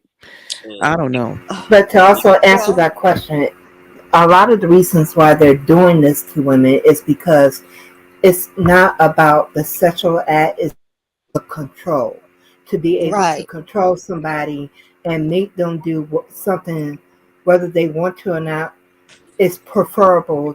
Some people prefer unconscious people to interact with because remember, they're having sex thrown at them constantly. So after a while, it gets boring. So it leads into down the road of depravity for a lot of folks. And the only way that they can get what you would normally get in a normal sexual interaction is to have it go to the extreme for them to get that same fix that they were getting before. Because they have overstimulated themselves to the point where normal sexual interaction is no longer going to cut it for them. Desensitized. Yes. All right, Mr. Conscious Godmother, what are you doing? Are you ending and starting? I was waiting for y'all kept on egging over the conversation. So is everybody rolling back over? Yes. I'll drop the link into the live. Okay, so let's end this live. I'm going to start the Will Smith Part 2 live. So just let me set that up real quick. It'll take me only a minute or two. And All right. I'll drop the link in the live. Okay. So, All right. Bye-bye. okay. All right, you guys, we're wrapping this up. Thank you all for being here. Drop your comments below. Tell me what your thoughts are on T.I. and the female comedian Cardi B dragging her motherfucking fans, deleting all her shit, and then also Cardi B and Tasha K. And Tasha appealing. Cardi B is reinforcing judgment regarding the injunction, honey. So Miss Tasha got a few days to delete 20 plus videos about Cardi, or else I know for sure if she doesn't, that channel is coming down. I've seen this happen. This is why people go to get court orders against for YouTube. YouTube actually pretty much tells you that they only respond to court orders. So, and they definitely do. Knockout Media, are you there, love? Yes, I am. Yes, I am. Yes, I am. Are you rolling over for the part 2? Yes, I will. I need to go grab some sugar for this Kool-Aid, and then all you had to do was cut me, knock out for the sugar. I got a tank full of it. Oh, that's all you had to do was cut me. Just cut you open, and then it. Yeah. Well, I'm gonna text you the StreamYard link. I'm gonna text you the StreamYard link too, Reckless. So you can just hit it, knockout. When you get back from the store. How long is it gonna take you to get back? Maybe about 10 minutes. Okay, cool. Okay, yeah, I'll text you the link and everything. So I want to thank y'all for being here. Is there any remaining remarks y'all have about the subject before we close out? Reckless, what were we gonna say? I'm about to say he said 10 minutes. That's more like 45. But I don't know. Like even though I was quiet and stuff, a lot of emotions was going. I was trying to figure out what the hell was going on with me. So I don't know. It's a lot. Yeah, it was a lot of dynamics. It was a lot going on. So I felt like probably best for me to shut up until I figured out what it was. That's a part. I always do that. All right, but we'll see you guys in 2 minutes. So be looking out for your notifications. If you don't get a notification, just keep checking the channel manually. Patreon, y'all already know I will be dropping a link over there. Okay, so we'll close out. Please give me a thumbs up. Remember, it doesn't matter whether you do it in the beginning, the middle, or the end. Thumbs up, thumbs up, thumbs up. I also want to say shout out to my Cash Apper. I had a Cash Apper up here. She might have done gone to sleep by now, though, because, you know, we be on that late night. We be on that late night, honey. Oh, my FB boo. Thank you for your Cash App, love. FB always throwing money on the bitch, honey. She be watching the bitch work, honey. They be throwing up tips right there. Thank you, baby mother. You guys know all donation and email information is always in the banner here. That's going across the screen, honey. That banner always has everything listed, including in the description box, and my mods also routinely, you know, do all that. Now, can you do me a favor? Yes. What's up? Can you send me that picture you had screen shared of Will Smith and Denzel? Because I'm gonna probably make that my thumbnail. Okay. Yeah, I'll send it to you right now. Okay, thanks. Well, I'll check you guys out. You guys already know to subscribe to Knockout Media, aka KOM, and shout out to Reckless Logic, and that's Logic with 2 C's because this bitch swears he's different, girl. Okay, we'll see y'all in a few minutes. Bye.